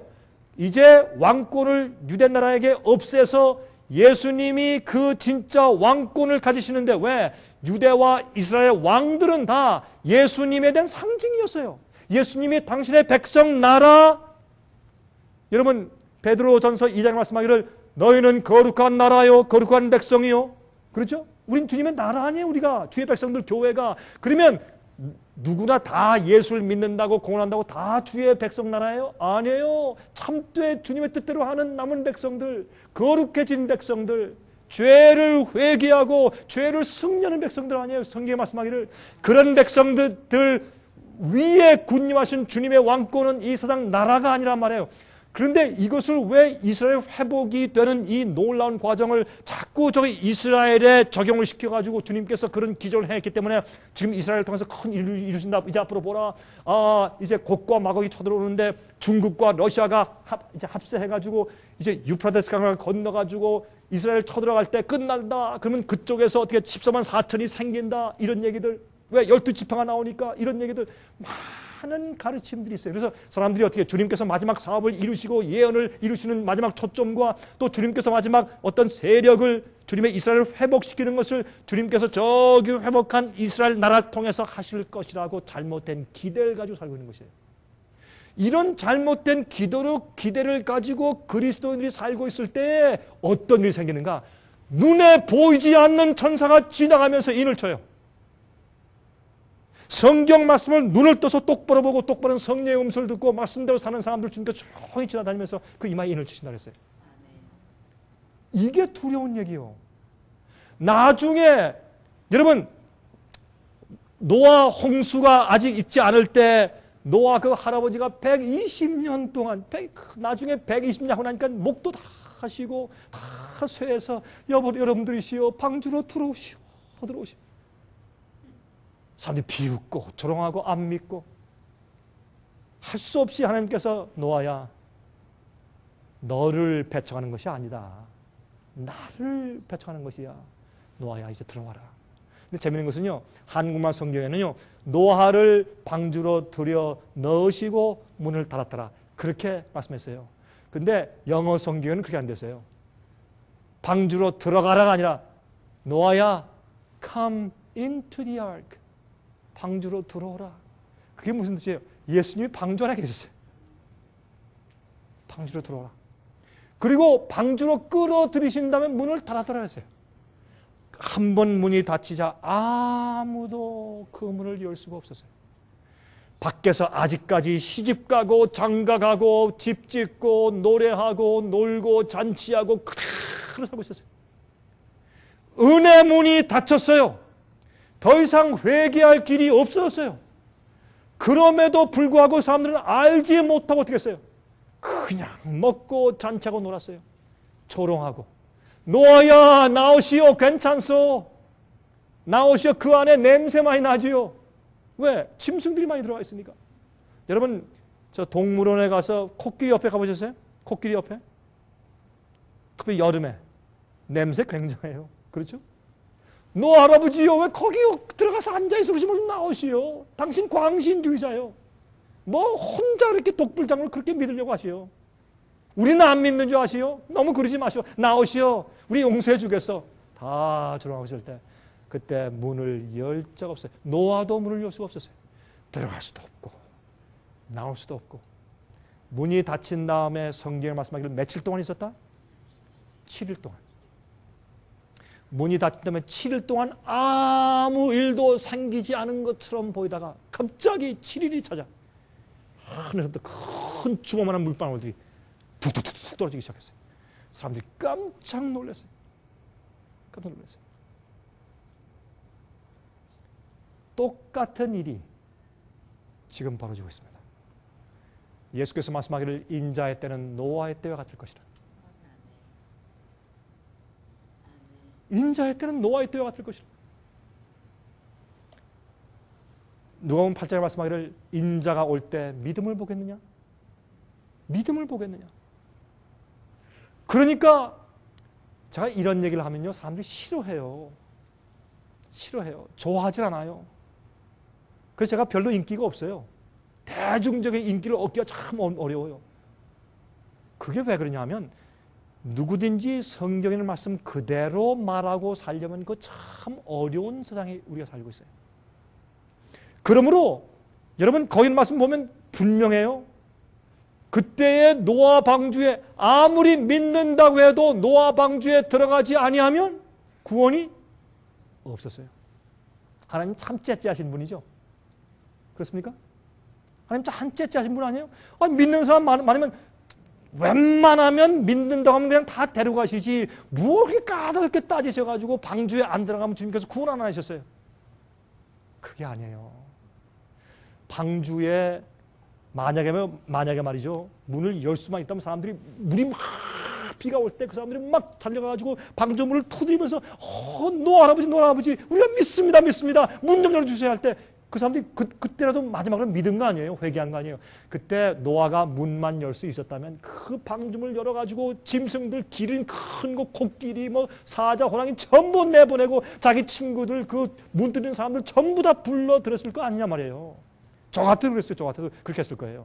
그러나 그렇게 할 수 없었어요. 하나님께서 그들을 왜 마지막에 와서 문 두드리고 내가 후회합니다, 내가 몰랐습니다 하는 사람들을 왜 들이시지 않았느냐 말이에요. 성경에 그들이 들어왔다는 말이 없어요. 왜요? 다 멸망했다 그랬어요. 왜요?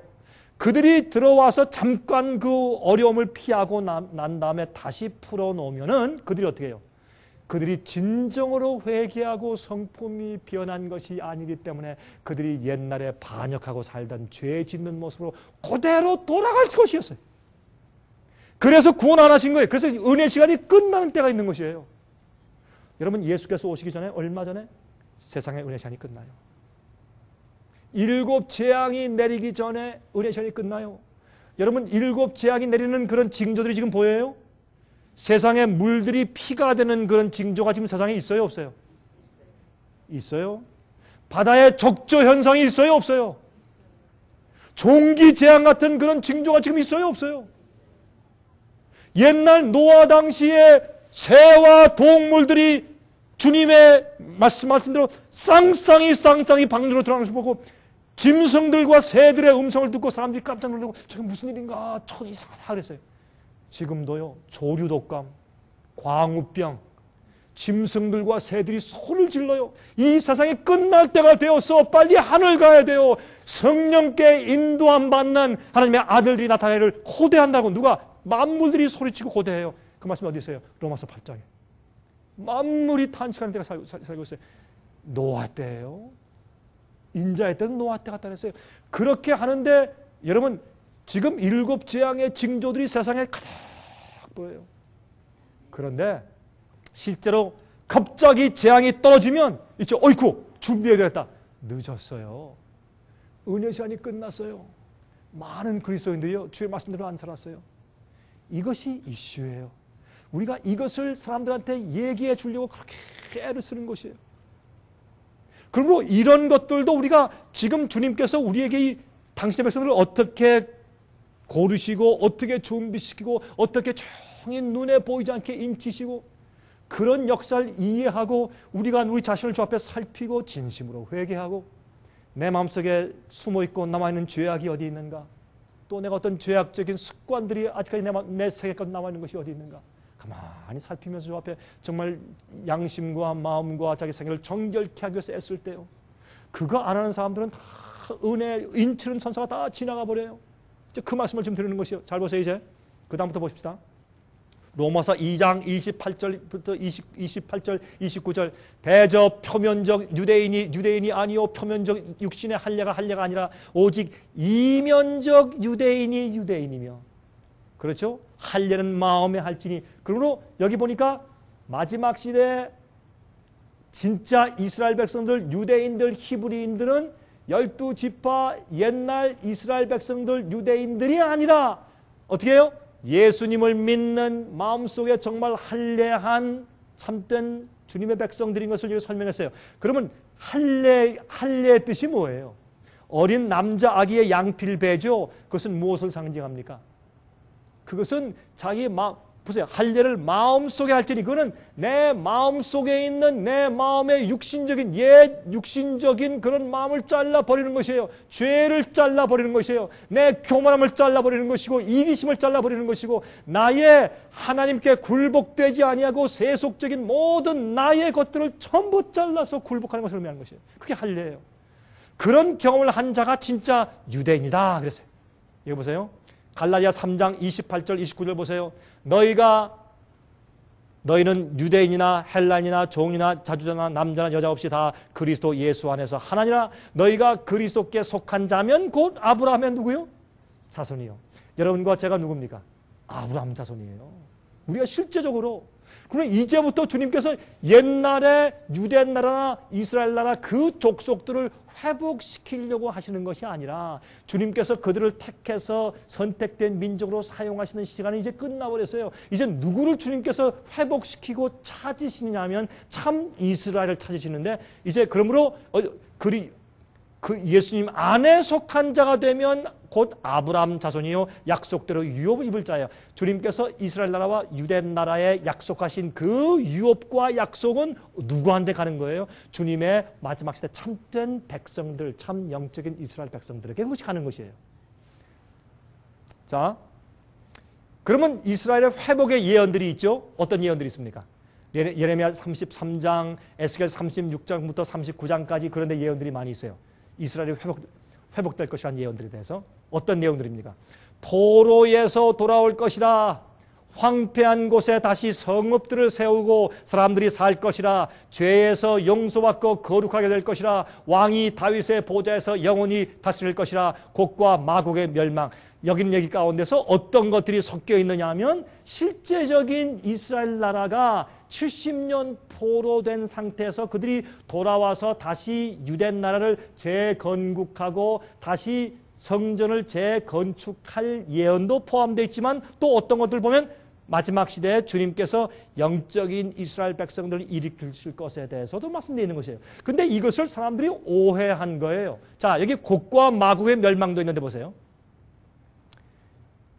유다가 바벨론의 포로에서 돌아올 것에 대한 예언과 예수님의 구속 사업을 예언한 것이에요. 이런 예언들은. 그러므로 이것은 유대 나라가 BC 457년도에 바벨론에 포로 잡혀 있던 사람들이 예레미야 예언한 대로 70년 이후에 그들이 돌아왔죠. 그렇죠? 아닥사스다 왕의 명령에 의해서 돌아와서 그가 돈도 대주고 그다음에 그 성을 건축할 재료도 대주면서 그들이 돌아왔지 않습니까? 에스라와 느헤미야의 그 말씀이 있어요. 거기 보면 아닥사스다 왕 7년에 그랬어요. 아닥사스다 왕 7년이라는 말이 에스라 7장에 기록되어 있어요. 그 말씀은 BC 457년에 서기 전 그때 그들이 돌아와서 성을 다시 건축하고 성전을 재정하는 것을 마쳤어요. 성벽을 건축하고 그러한 일에 대한 예언들이요. 이건 상식적으로 할 수 있는 것이에요. 그것을 지금 이 시대 1948년도에 이스라엘 나라가 회복되는 것을 예언한 것이 아니에요. 아니 곡과 마곡을 갖다가 왜 이스라엘 나라와 러시아와 중국의 전쟁으로 비유해서 설명하냐 말이에요. 이건 잘못된 생각이에요. 그래서 사람들이 잘못된 곳에 눈에 초점을 가지고 잘못된 기대를 가지고 잘못된 어떤 일이 일어날 것이라는 잘못된 기대를 가지고 살게 만드는 것이에요. 그때 눈에 보이지 않게 어떤 일이 생겨요? 주님께서 영적인 이스라엘 백성들을 모으시고 인치는 놀라운 사건이 싹 지나가 버리는 거예요. 옛날 이스라엘 백성들이 성경을 가지고 성소에 양을 가지고 와서 성소 제도에서 양을 잡아서 제사하면서 그들이 성소 봉사 제도를 행했지만은 그들이 메시아를 기다렸지만은 그들이 어떻게 해요? 메시아가 실제 왔을 때 거절하고 십자가에 못 박아 죽였어요. 오늘날 많은 그리스도인들이 똑같은 일을 하고 행할 수가 있단 말입니다. 그렇죠? 그래서 이러한 예언을 우리가 똑바로 이해하는 것은 아주 중요한 것이에요. 자, 그러므로 보십시다. 요한계시록 20장 7절부터 10절까지 보시면 천년이 참에 여러분 곡과 마곡 얘기 여기 나와 보세요. 천년이 참에 이 천년은 여러분 아무리 눈을 비비고 찾아보세요. 여러분 제가 지금 설명하는 이 설명대로 성경이 기록되어 있지 않다면 여러분 제가 100만 불 드리겠습니다. 여러분 혹시 로또 사세요? 여러분 여기 계신 분들은 로또 안 사시길 제가 바라는데 혹시 여기 로또 사시는 분들 계세요? 저 올라오면서 보니까 버지니아였어요?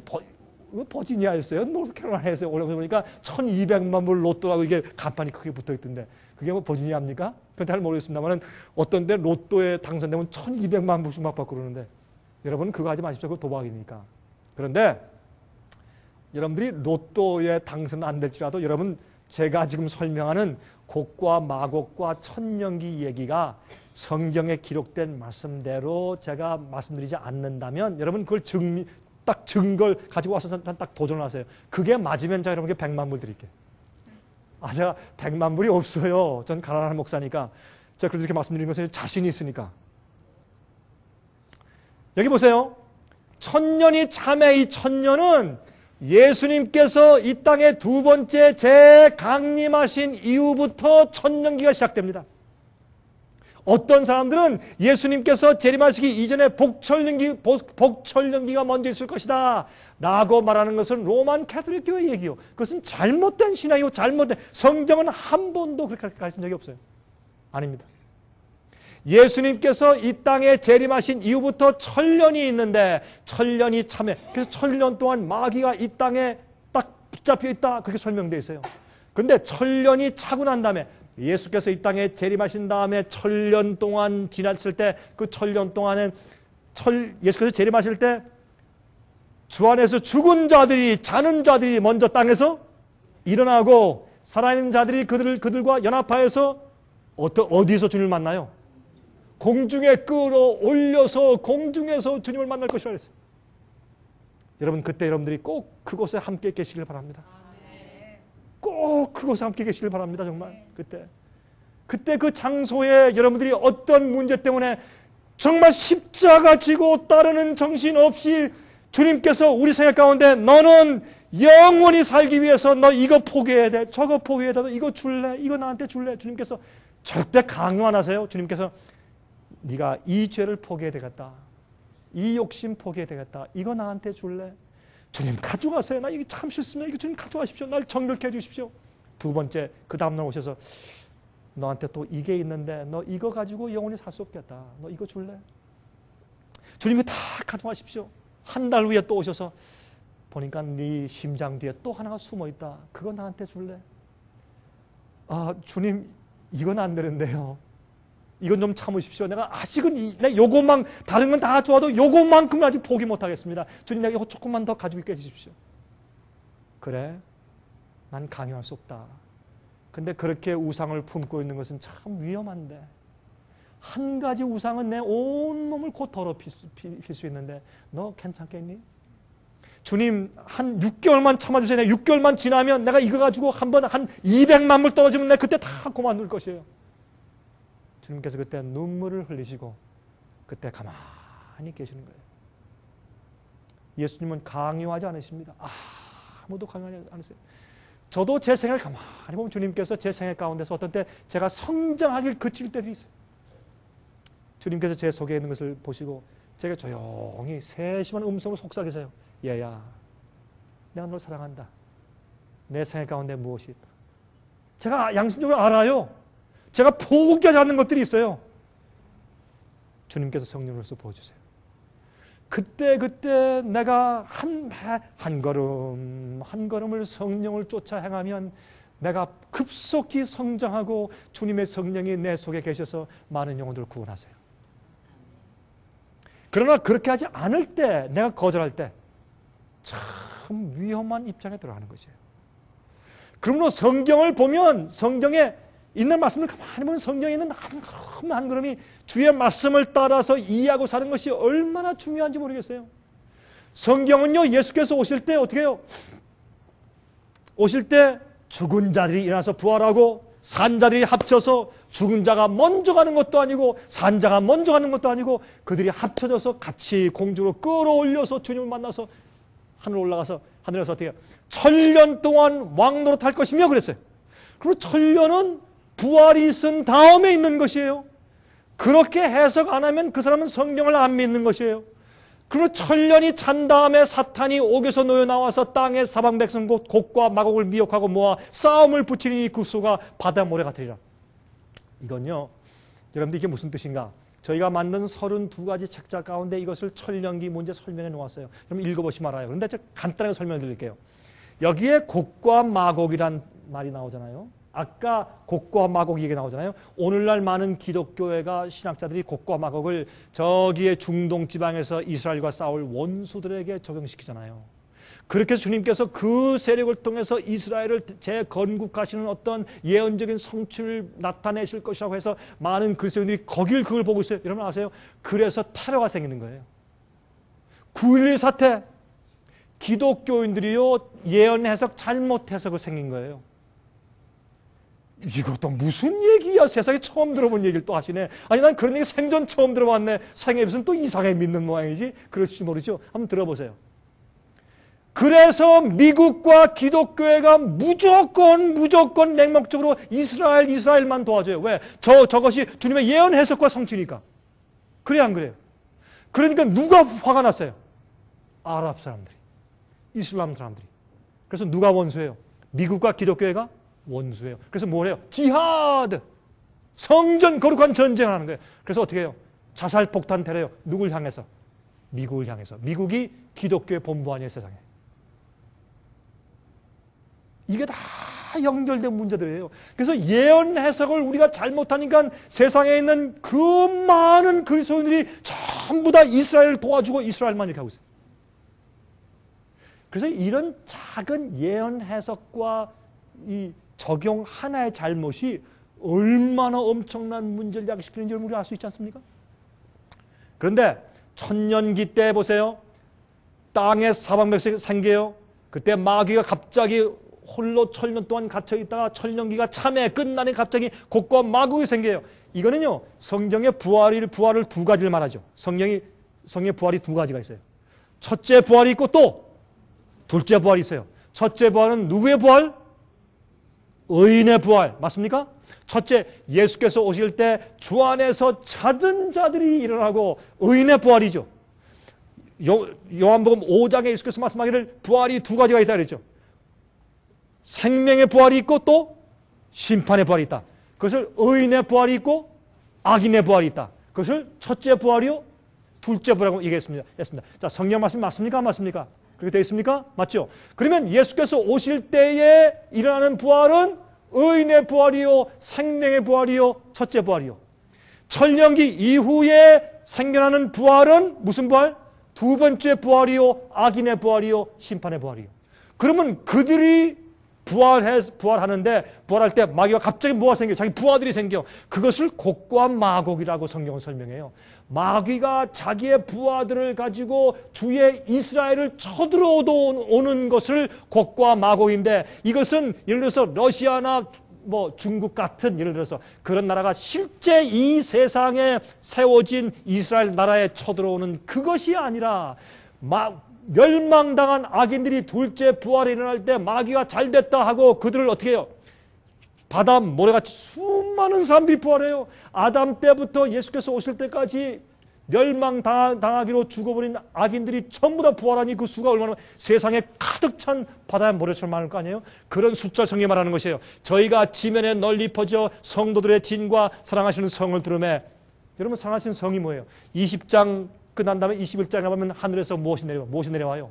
새 예루살렘 성전이 내려와요. 그것을 신랑을 위해서 신부가 단장한 것처럼 아름답다고 했어요. 그 성이 내려올 때 어떻게 하는지 그 사랑하신 성을 두름에 어떻게 해요?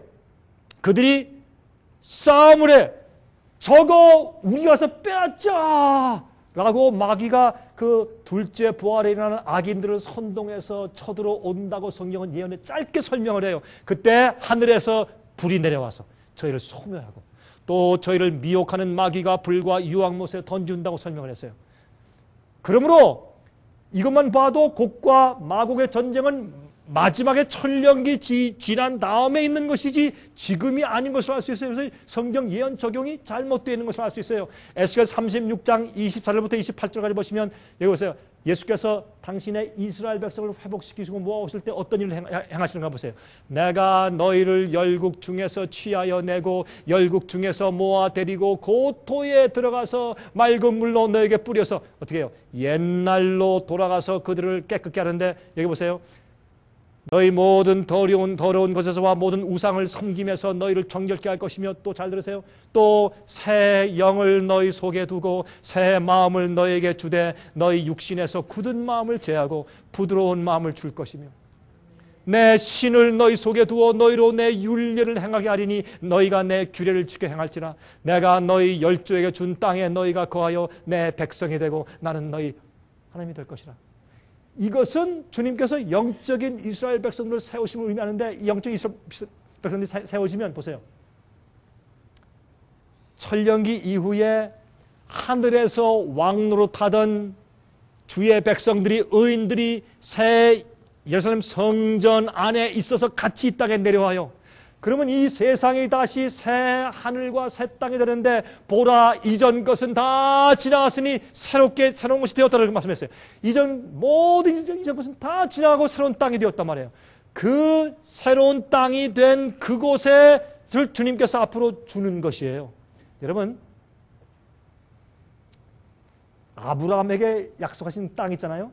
여러분 창세기 15장에 보시면 그 땅이 나오는데 그 땅을 가만히 보면 그 땅이 옛날에 에덴 동산 자리에 그 위치예요.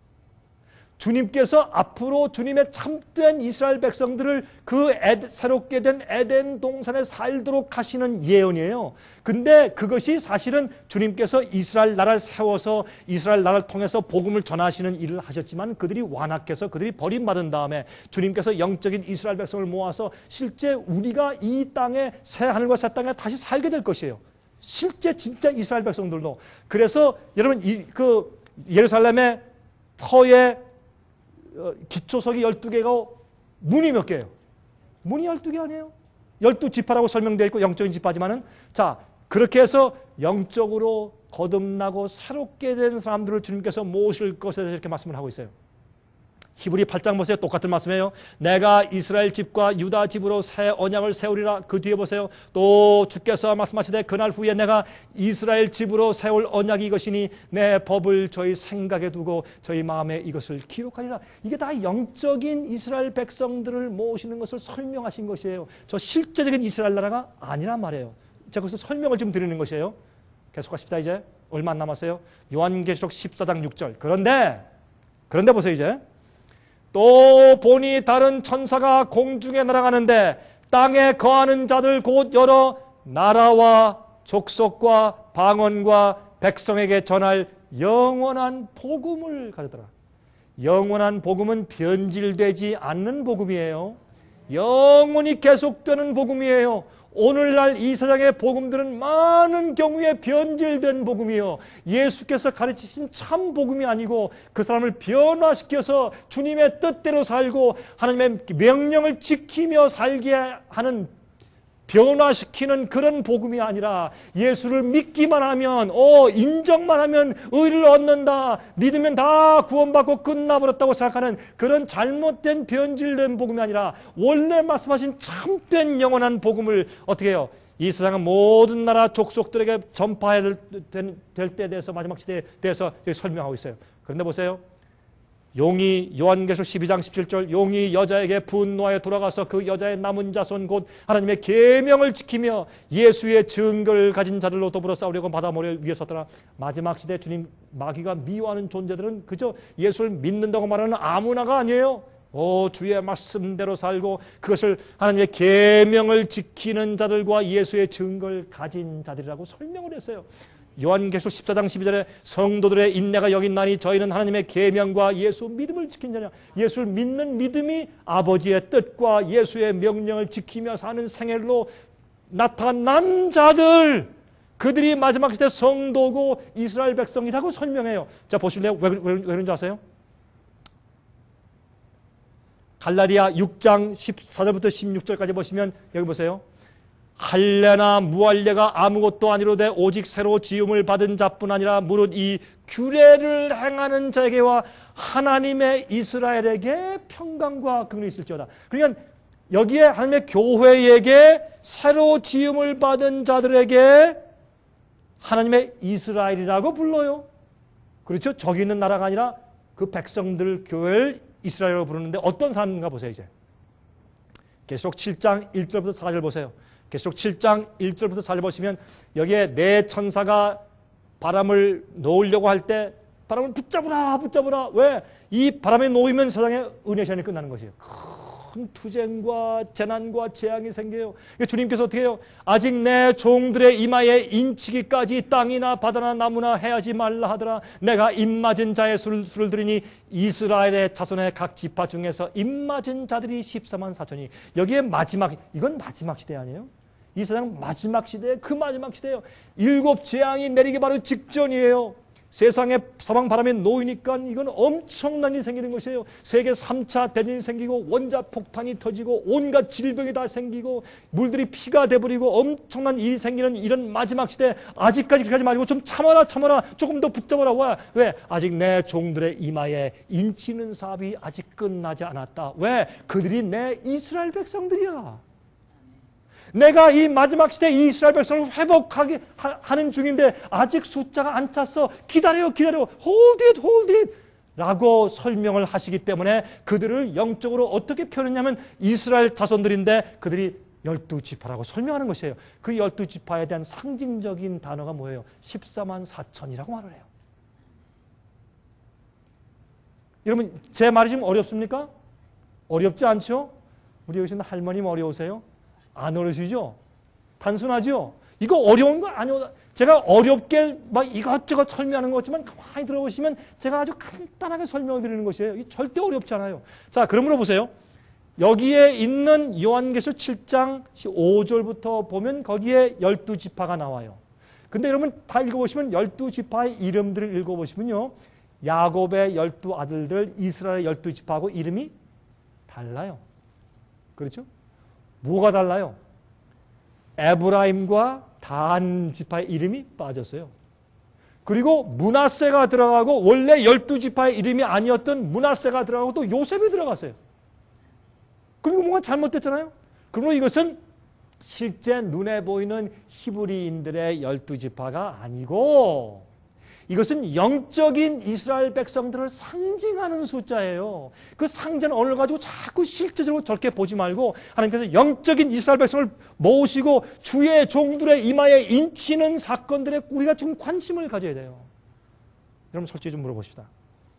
여러분들 교회 다니시면서 여러분들이 뭐 장로교회 다니시는지 침주교회 다니시는지 감리교회 다니시는지 성결교회 다니시는지 어디 다니시는지 여러분들의 교회를 다니시면서 여러분 지금 인침을 받는 시대인데 인침을 우리가 왜 이마에 받는 것이며 인침을 받는 것이 어떤 경험이며 어떻게 해야 정말 영적인 이스라엘 백성들이 될 수 있는지에 대해서 강조하고 기도하는 그런 말씀들을 여러분 얼마나 들으세요? 교회에서. 그거 얼마나 강조하고 얼마나 여러분 듣고 이해하세요? 이렇게 중요한 문제를 그 사람들이 다 이렇게 하면 내가 다 구원받은 모양이다 하며 사람들이 다 그저 박수며 찬송하면서 성령이 오셨네 성령이 오셨네 하면서 지나면서 은혜의 천사가 지나가고 인침이 자기를 패스하고 지나가는 줄 모르고 살고 있다 그 말이에요. 여러분 심각한 얘기예요. 정말로. 여러분 정신 차리셔야 돼요. 현재는 이스라엘 나라의 히브리인들의 12지파가 존재하지 않습니다. 옛날 북방 이스라엘 10지파는 어디로 흡수돼 가버렸는지 너무 혼혈을 다 해버렸기 때문에 실제로 순수한 12지파를 찾을 수가 없어요. 지금은. 어디 갔는지도 몰라요. 남방 유다, 여러분 누가 순수한 베냐민 지파며 누가 순수한 유다 지파예요. 다 섞여버렸는데 이제. 그래서 실제 12지파일 수가 없어요. 그러면 그 12지파에서 나온다는 이스라엘이 누구냐 말이야 마지막 시대. 왜 그들을 14만 4천이라고 말했냐 말이에요. 예? 현재 12지파가 존재하잖아요. 그러므로 보면은 요한계시록 14장 1절부터 5절까지 보면 내가 보라 어린 양이 시온산에 섰고 그와 함께 14만 4천이 섰는데 그 이마에 어린 양의 이름과 그 아버지의 이름을 쓴 것이도다. 제가요 2월 달에요. 그것도 한 3주밖에 안 됐어요. 갔다가 나오면서 한국에서 제가 목회자들 세미나를 제가 개최했어요. 그래서 이제 한국에서는 이런 목사님들 가운데서 저희 월간지를 받고 테이블 받고 아니면 저희 웹사이트에 들어와서 보는 분들이 꽤 많이 계세요. 목사님들이. 그래서 그 목사님들 가운데서 초청했더니 저희가 이 전라북도 전주를 특별히 선정을 해서 그쪽에 계신 분들 뭐 장흥, 고흥, 정읍 또 그쪽에 하여튼 거기 교회들이 꽤 많이 있더라고요. 거기 목회자들이 많이 있어요. 그래서 우리가 초청장을 보내고 좀 우리가 세미나를 한다고 했더니 한 65명의 목사님들이 오셨어요. 근데 각 여러 교파에 있는 목사님들이 다 오셨어요. 제가 그랬어요. 목사님들 여기 오셔서 이 우리 생애비 세미나에서는 나는 무슨 파다 그런 말씀 마십시오. 나는 무슨 난 장로교 고려파니까 난 성경 읽기 믿어 그런 말씀하지 마십시오. 저는 여기 있는 강병국이는 성경파입니다. 우리 성경대로 믿읍시다. 이게 무슨 파 무슨 교파 이거 다 내리고 성경대로만 하십시다. 우리 아멘 하십니까? 이게 목사님 다 아멘 했어요. 우리 다 교파 장벽 다 내려버리고 성경을 말씀하기를 주도 하나요 믿음도 하나요 침례도 하나요 했으니까 우리 교파 다 버리고 우리 성경대로만 하십시다. 그리고 제가 쭉 설명했어요. 그랬더니 끝날 때 몇 분 목사님들이 저한테 그랬어요. 목사님, 저도 목사요. 내가 이번에 와서 강 목사님 설교 들어보니까 14만 4천 문제와 마지막 시대 이스라엘에 대해서 난 이렇게 성경적으로 분명하고 깨끗한 설명을 내가 들은 적이 없습니다. 나도 신학교에서 가르쳤던 사람이에요. 그러나 솔직히 말을 합니다. 여러분, 제가 잘났다고 제가 자랑하는 얘기 아니에요. 성경대로만 하려고 가만히 보면 그게 깨끗해. 성경은 어렵게 만들어서 신학자가 설명을 안 해주면 성경은 이해하기 어렵다. 그렇게 기록해 놓으신 것이 아니에요. 그러면 성경을 뭐하러 주셨어요? 그건 옛날 중세기 때 한 얘기. 중세기에서 천주교회가 너희들은 평신도는 성경 읽지 말아라. 성경을 다 뺏었어요. 성경 읽지 못하게 했어요. 왜? 너희들은 함부로 읽고 마음대로 해석하면 안 된다. 신부들이 설명해 주는 대로만 믿어라. 그래서 성경을 다 뺏어버렸어요. 그거 지금 똑같은 얘기죠. 아니에요. 주님께서는 우리가 기도하고 성령의 음성과 지혜를 가지면 성경 말씀을 다 개인적으로 이해할 수 있게 쓰셨어요. 성경 어렵잖아요. 자, 보세요. 14만 사천이 어린 양과 함께 시온산에 서 있어요. 그 이마에 어린 양의 이름과 아버지의 이름이 있어요. 써 있어요. 그 이름이 있었다는 것은 어린 양의 이름, 예수님의 이름 뭐예요? 이름은 예수님의 특성과 성품을 말하는 것이에요. 아버지 이름 뭐예요? 성품과 특성을 말하는 것이에요. 아브라함 이름이 뭐예요? 아브라함, 열국의 아버지요. 야곱의 뜻이 뭐예요? 야곱의 뜻이 뭐예요? 야곱, 속이는 자. 나중에 그가 주님과 씨름한 다음에 이겼어요. 이름이 바뀌었어요. 뭐예요? 이스라엘. 이스라엘이 무슨 뜻이에요? 승리자. 이겼단 말이에요. 이겼다. 누구와? 하나님과 겨루어서 이겼다. 그게 이스라엘이에요. 그게 영적인 현재 이스라엘이에요. 여러분 생각 가운데 항상 지는 것들이 있어요? 항상 마귀한테 지거나 항상 문제, 항상 빠지고 항상 넘어지는 것들이 있습니까? 여러분 그거 있으면 그거 어떻게 돼요? 여러분들 마귀하고 싸우니까 지죠. 그렇죠? 마귀하고 싸우면 져요. 여러분들 우리가 기억하기 좋은 이 박싱 헤비급 챔피언이 누구예요? 마이크 타이슨. 지금은 아니지만 타이슨은 핵주먹을 핵주먹. 한 번 치면 그 주먹을 때리면은 벽돌이 부서진다는 그런 핵주먹 말이죠. 여러분이 아무리 힘세고 싸움을 잘한다고 해도 마이크 타이슨과 함께 링에 올려놓으면 그건 상대가 안 돼. 한 번이면 가요. 몇 초면 끝나버려. 아니 뭐 시합할 필요도 없어요. 그렇죠? 6천년 동안 싸우고 속이고 기만하고 유혹하고 노래하는 마귀하고 여러분이 어떻게 이기시느냐고. 여러분이 우리의 그리스도의 승리를 뭔지 아세요? 우린 이스라엘이에요. 이스라엘. 주님과 씨름해야 돼. 예? 주님, 원수가 나를 죽이러 옵니다. 나 때문에 내 식구까지, 죄 없는 식구까지 다 죽게 된 것입니다. 내가 과거에 지은 죄값을 내가 갚아야 합니다. 주님, 날 도와주십시오. 날 살려주시고 내 식구를 살려주십시오. 그 간절히 기도할 때, 너무 간절히 기도할 때 누가 와서 그의 어깨를 탁 짚으니까 원수가 자기를 죽이러 온 줄 알았어요. 붙잡고 안 됩니다 하고 씨름했는데 한참 지나보니까 뭘 느꼈어요? 이 사람은 날 죽이려 온 자가 아니다. 왜? 날 아무리 씨름해도 날 공격을 안 해. 내가 아무리 해도. 나중에 알고 보니까 하나님이에요. 그래서 분이엘을, 내가 하나님의 얼굴을 뵀는데 죽지 않았다 해서 그 땅을, 그것을 분이엘이라고 이름을 붙였잖아요. 밤새도록 하나님과 씨름을 했어요. 나중에 어떻게 했어요? 내가 가야 되겠다. 아닙니다, 하나님. 내게 축복하시기 전까지. 그게 뭐예요? 내 죄의 모든 결과를 도말해 주십시오. 나를 축복해 주시기 전까지는 난 주님을 안 놓습니다. 그렇게 해서 얻은 게 뭐예요? 이스라엘이에요. 여러분이 어떤 문제에 대해서 여러분 고약한 성질, 내가 저 사람 미워 죽겠어, 나 저 사람 때문에 교회 나 안 가, 저 사람 얼굴만 보면 내가 믿을 마음이 안 생겨, 이길 수 없는 그런 죄들, 돈에 대한 욕심, 지위에 대한 욕심, 시기, 질투와 경쟁, 간음하는 것들, 나쁜 것들을 보고 싶어하는 것들, 나쁜 것들을 먹고 싶어하는 것들, 그런 모든 죄에 대한 고질적인 병들, 아무리 이기려고 해도 쓰러져서 마치 그 싸우는 죄의 대상이 큰 거인처럼 나를 죽이는 원수처럼 느껴질 때 하나님과 싸우세요. 예수님과 싸우세요.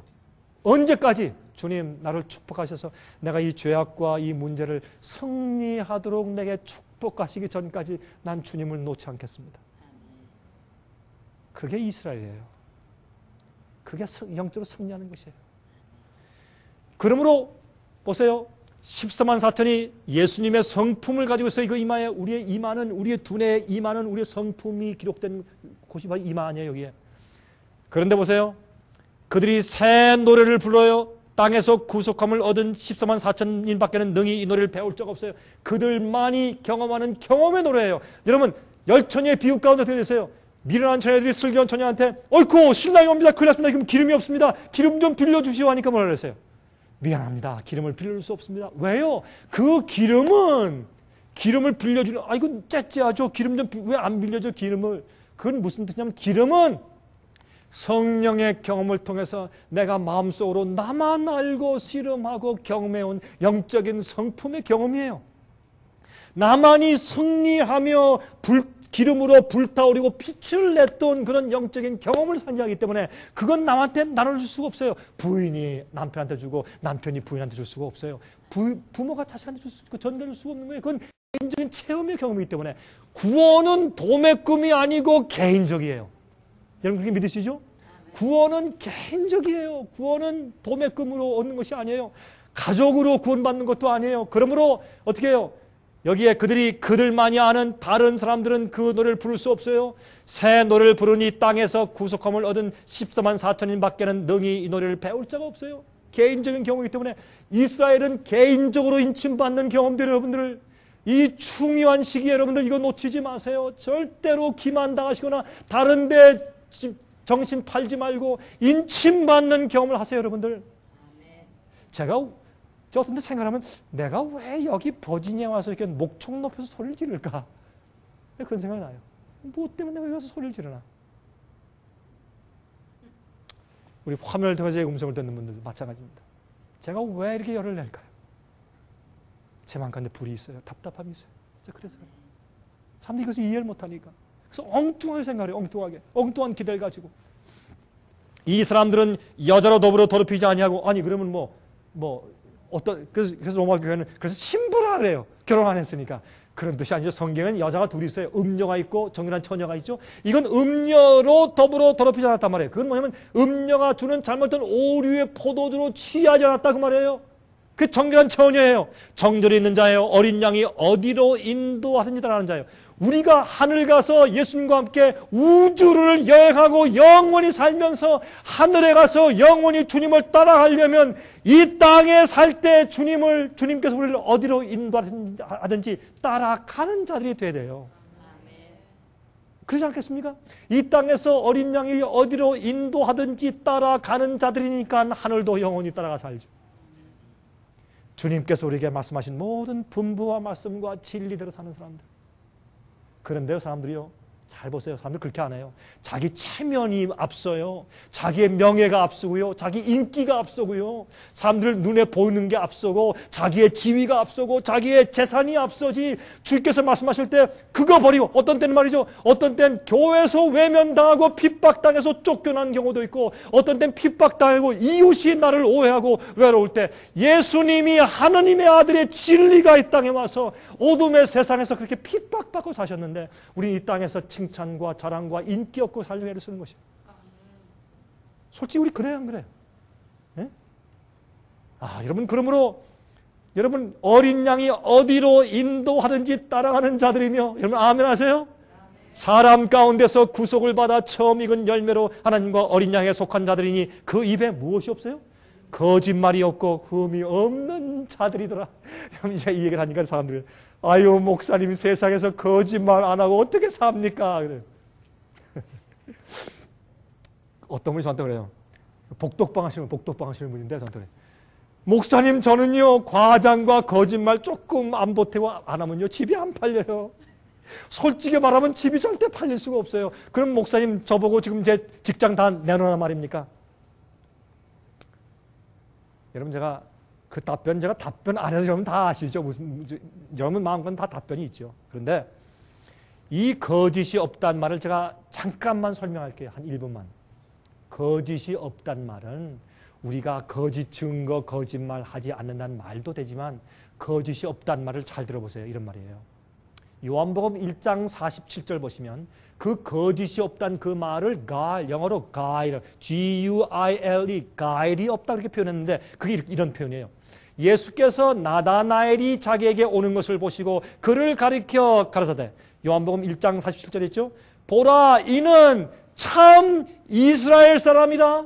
아, 예수님께서 그에게 참 이스라엘 사람이라고 했어요? 왜? 그 속에 무엇이 없다? 간사한 것이 없다.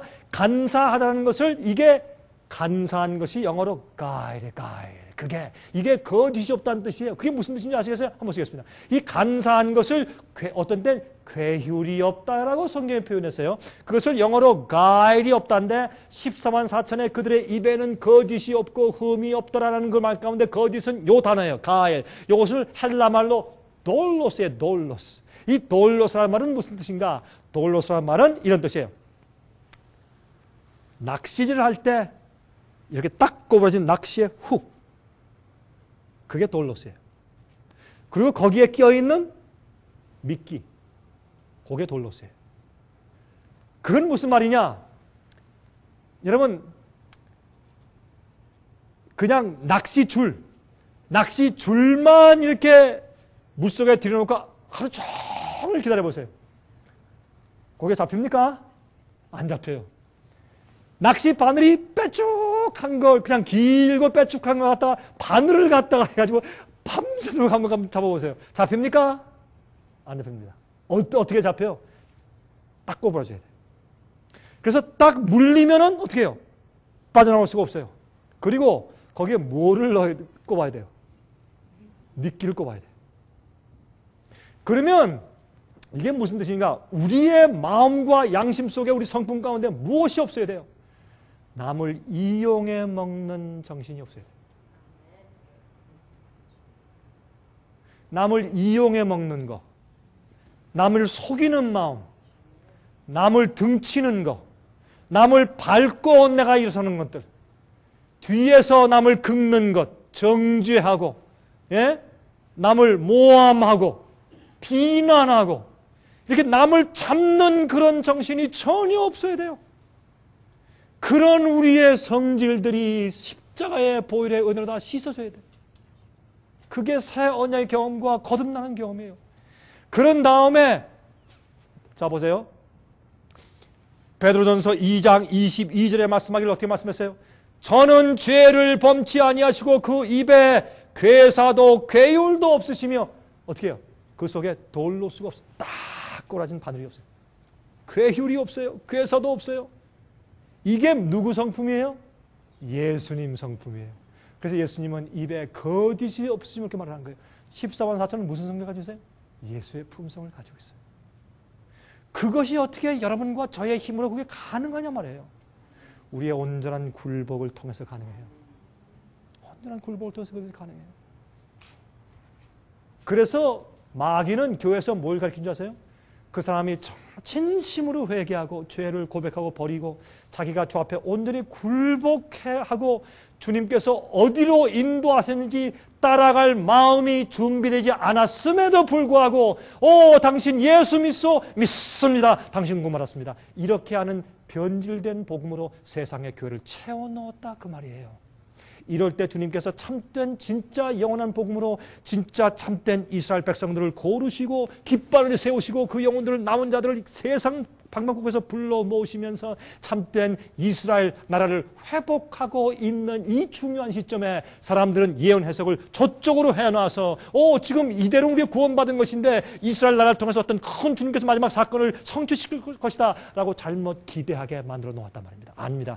주님께서 영적인 이스라엘 백성을 이스라엘 나라를 보이지 않는 나라를 지금 세우고 있는데 그 사람들은 어떤 사람들인가? 14만 4천 같은 성품들 예수의 품성을 가지고 인침받는 백성들이다. 그렇게 성경은 설명하고 있는 거예요. 이걸 사람들이 미스하는 거예요 지금. 그걸 갖다가 놓치는 거예요. 이 중요한 문제를. 시간이 많이 지났습니다. 제가 이제 곧 끝내야 되겠습니다. 여러분 오늘 제가 좀 시간이 많이 지나는 것 같아요. 제가 곧 끝내겠어요.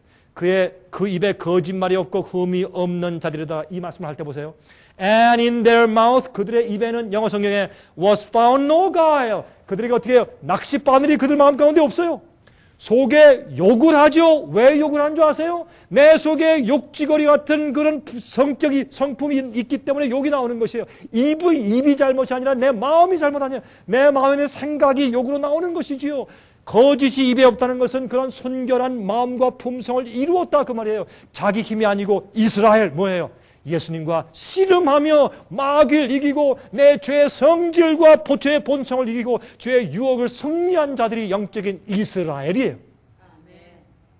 그 백성들에게 어떻게 입에는 거짓말이 없어. No guide의 흠. 그러면 for they are without fault before the throne of God. 하나님의 여기 이 말씀 이 부분은 한국말 성경의 번역에 빠졌어요. 참 아주 애석해요. 하나님의 보좌 앞에서 흠이 없더라. 하나님이 봐도 흠이 없어요. 목사 앞에 흠이 없다고 인정받지만 내 속에 숨은 죄가 있을 수 있어요. 몰래 호박씨 깔 수 있어요. 남편과 아내가 볼 때 당신은 흠이 없는 훌륭한 그리스도인이 하지만 뒤에 숨은 죄가 있을 수 있어요. 그러나 하나님 앞에 숨길 수가 없어요. 왜요? 모든 죄를 다 회개했어요. 죄를 많이 지었기 때문에 구원받지 못하는 것이 아니라 진심으로 회개하고 죄를 버리지 않기 때문에 구원받지 못하는 것이에요. 그렇죠? 자, 그러므로 현대 교회의 잘못된 예언 해석 때문에 이슬람 과격파 테러가 생기게 되었어요.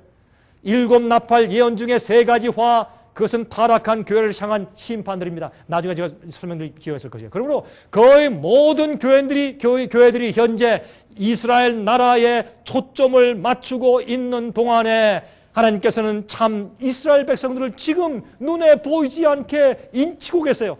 여러분 출애굽할 때 열째 재앙 때 어떻게 했어요? 하나님께서 6월절 양을 잡아가지고 어떻게 해요? 그 양의 피를 가지고 문설주와 임방에 발라라. 피를 바른 그 집에는 심판의 천사가 넘어갔어요. 그게 뭐예요? Pass over.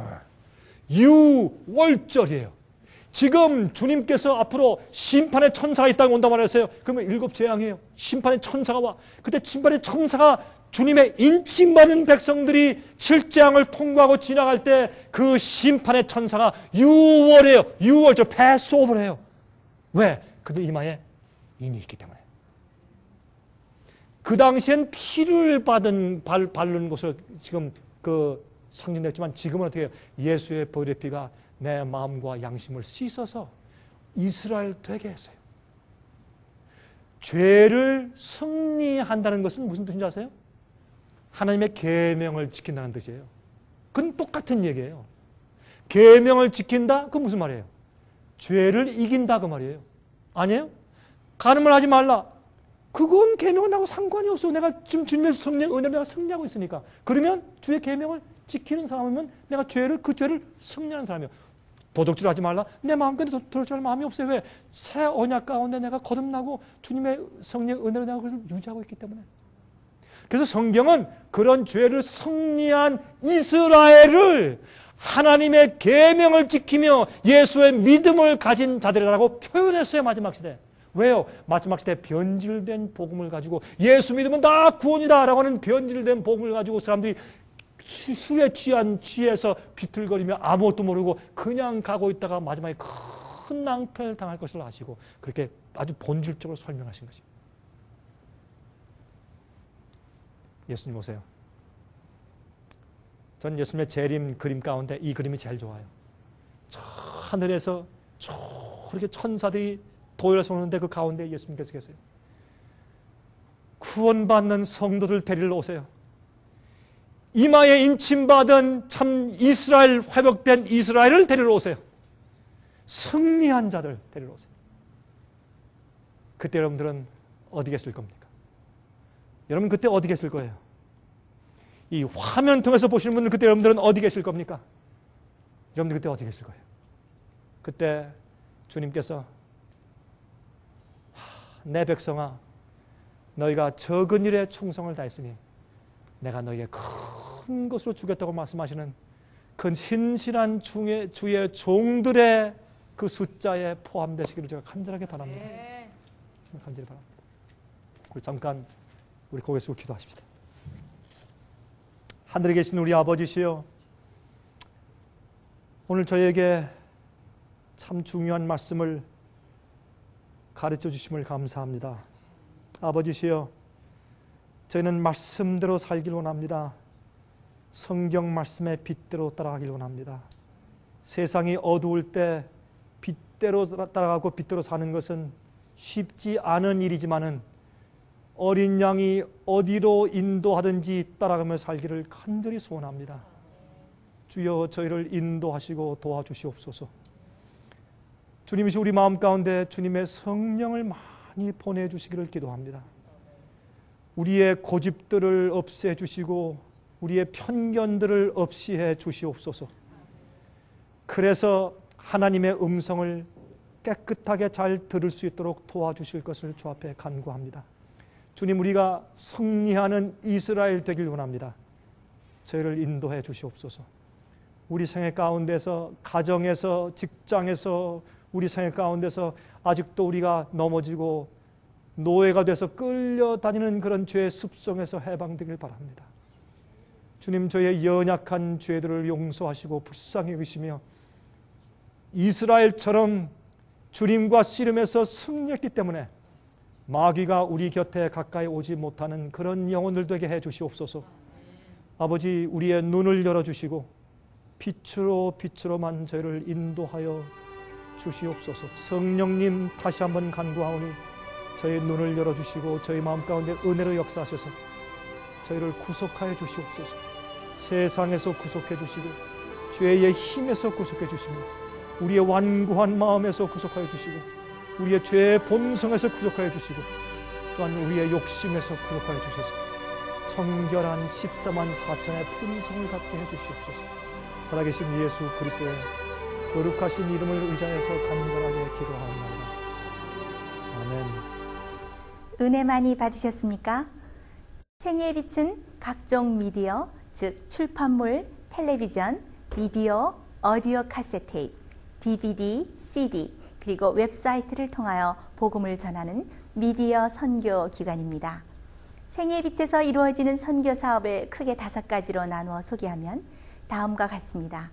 첫째로 생애의 빛은 가정과 건강과 참된 신앙을 소개하는 월간지 살아남는 이들을 매달 발간하고 있습니다. 가정과 건강 문제뿐만 아니라 참된 신앙과 성경에 나타나 있는 중요한 진리들에 대하여 매달 깊이 있게 다루는 최고의 신앙지입니다. 둘째로 생애의 빛은 미국의 주요 도시에서 텔레비전 선교 방송을 하고 있습니다. 많은 분들은 생애의 빛 선교 방송을 통하여 복음을 발견하고 새로운 생애를 살아가고 있습니다. 셋째로 생애의 빛에는 우편 통신을 통하여 평신도들의 성경 연구를 도와드리는 성경통신학교를 운영하고 있습니다. 성경에 나타나 있는 중요한 문제들에 대하여 체계 있게 공부하기를 원하시는 분들은 성경 연구 단기 코스와 계시록을 통한 성경 교리 연구, 또한 요한계시록 연구 과목을 신청하시기 바랍니다. 교재 및 모든 비용이 무료인 생애의 빛 성경 연구 과정을 통하여 복음과 예언 문제를 가장 쉽고 체계 있게 공부하시기 바랍니다. 넷째로 생애의 빛은 예언 연구를 위하여 특별하게 제작된 비디오 시리즈를 나누어 드리고 있습니다. 성경 구약과 신약의 대표적 예언서인 다니엘서와 요한계시록을 처음부터 마지막까지 자세하게 해설해 드리는 예언 연구 비디오 시리즈를 통하여 많은 분들이 성경과 미래에 대한 새로운 시야를 가지고 살아가게 되었습니다. 마지막 시대의 복음과 비밀이 담겨져 있는 다니엘과 요한계시록 비디오 시리즈를 신청하셔서 새로운 영적 부흥을 체험하시기 바랍니다. 다섯째로 생애의 빛은 강병국 목사님의 예배 설교가 담겨져 있는 비디오와 오디오 테이프, DVD나 CD를 원하는 모든 그리스도인들에게 나누어 드리고 있습니다. 매주 생애의 빛 예배 설교 테이프를 받기 원하시는 분들은 생애의 빛으로 연락하여 신청하여 주시기 바랍니다. 끝으로 생애의 빛 선교 사업에 대해서 좀 더 자세하게 알기 원하시는 분들은 웹사이트 www.sostv.net를 방문하시기 바랍니다. 생애의 빛 웹사이트에는 지금까지 나온 모든 월간지와 비디오 테이프과 텔레비전 방송물들을 누구나 무료로 보실 수 있도록 준비되어 있습니다. 지금까지 소개해드린 생애의 빛 선교 교재들 중에서 원하시는 책자나 테이프 있으시면 무료 전화 1-877-704-1004번으로 신청하여 주시기 바랍니다. 미국 동부 시간으로 월요일부터 금요일까지 9시에서 5시 사이에 전화해 주시기 바랍니다. 그럼 다음 시간까지 안녕히 계십시오.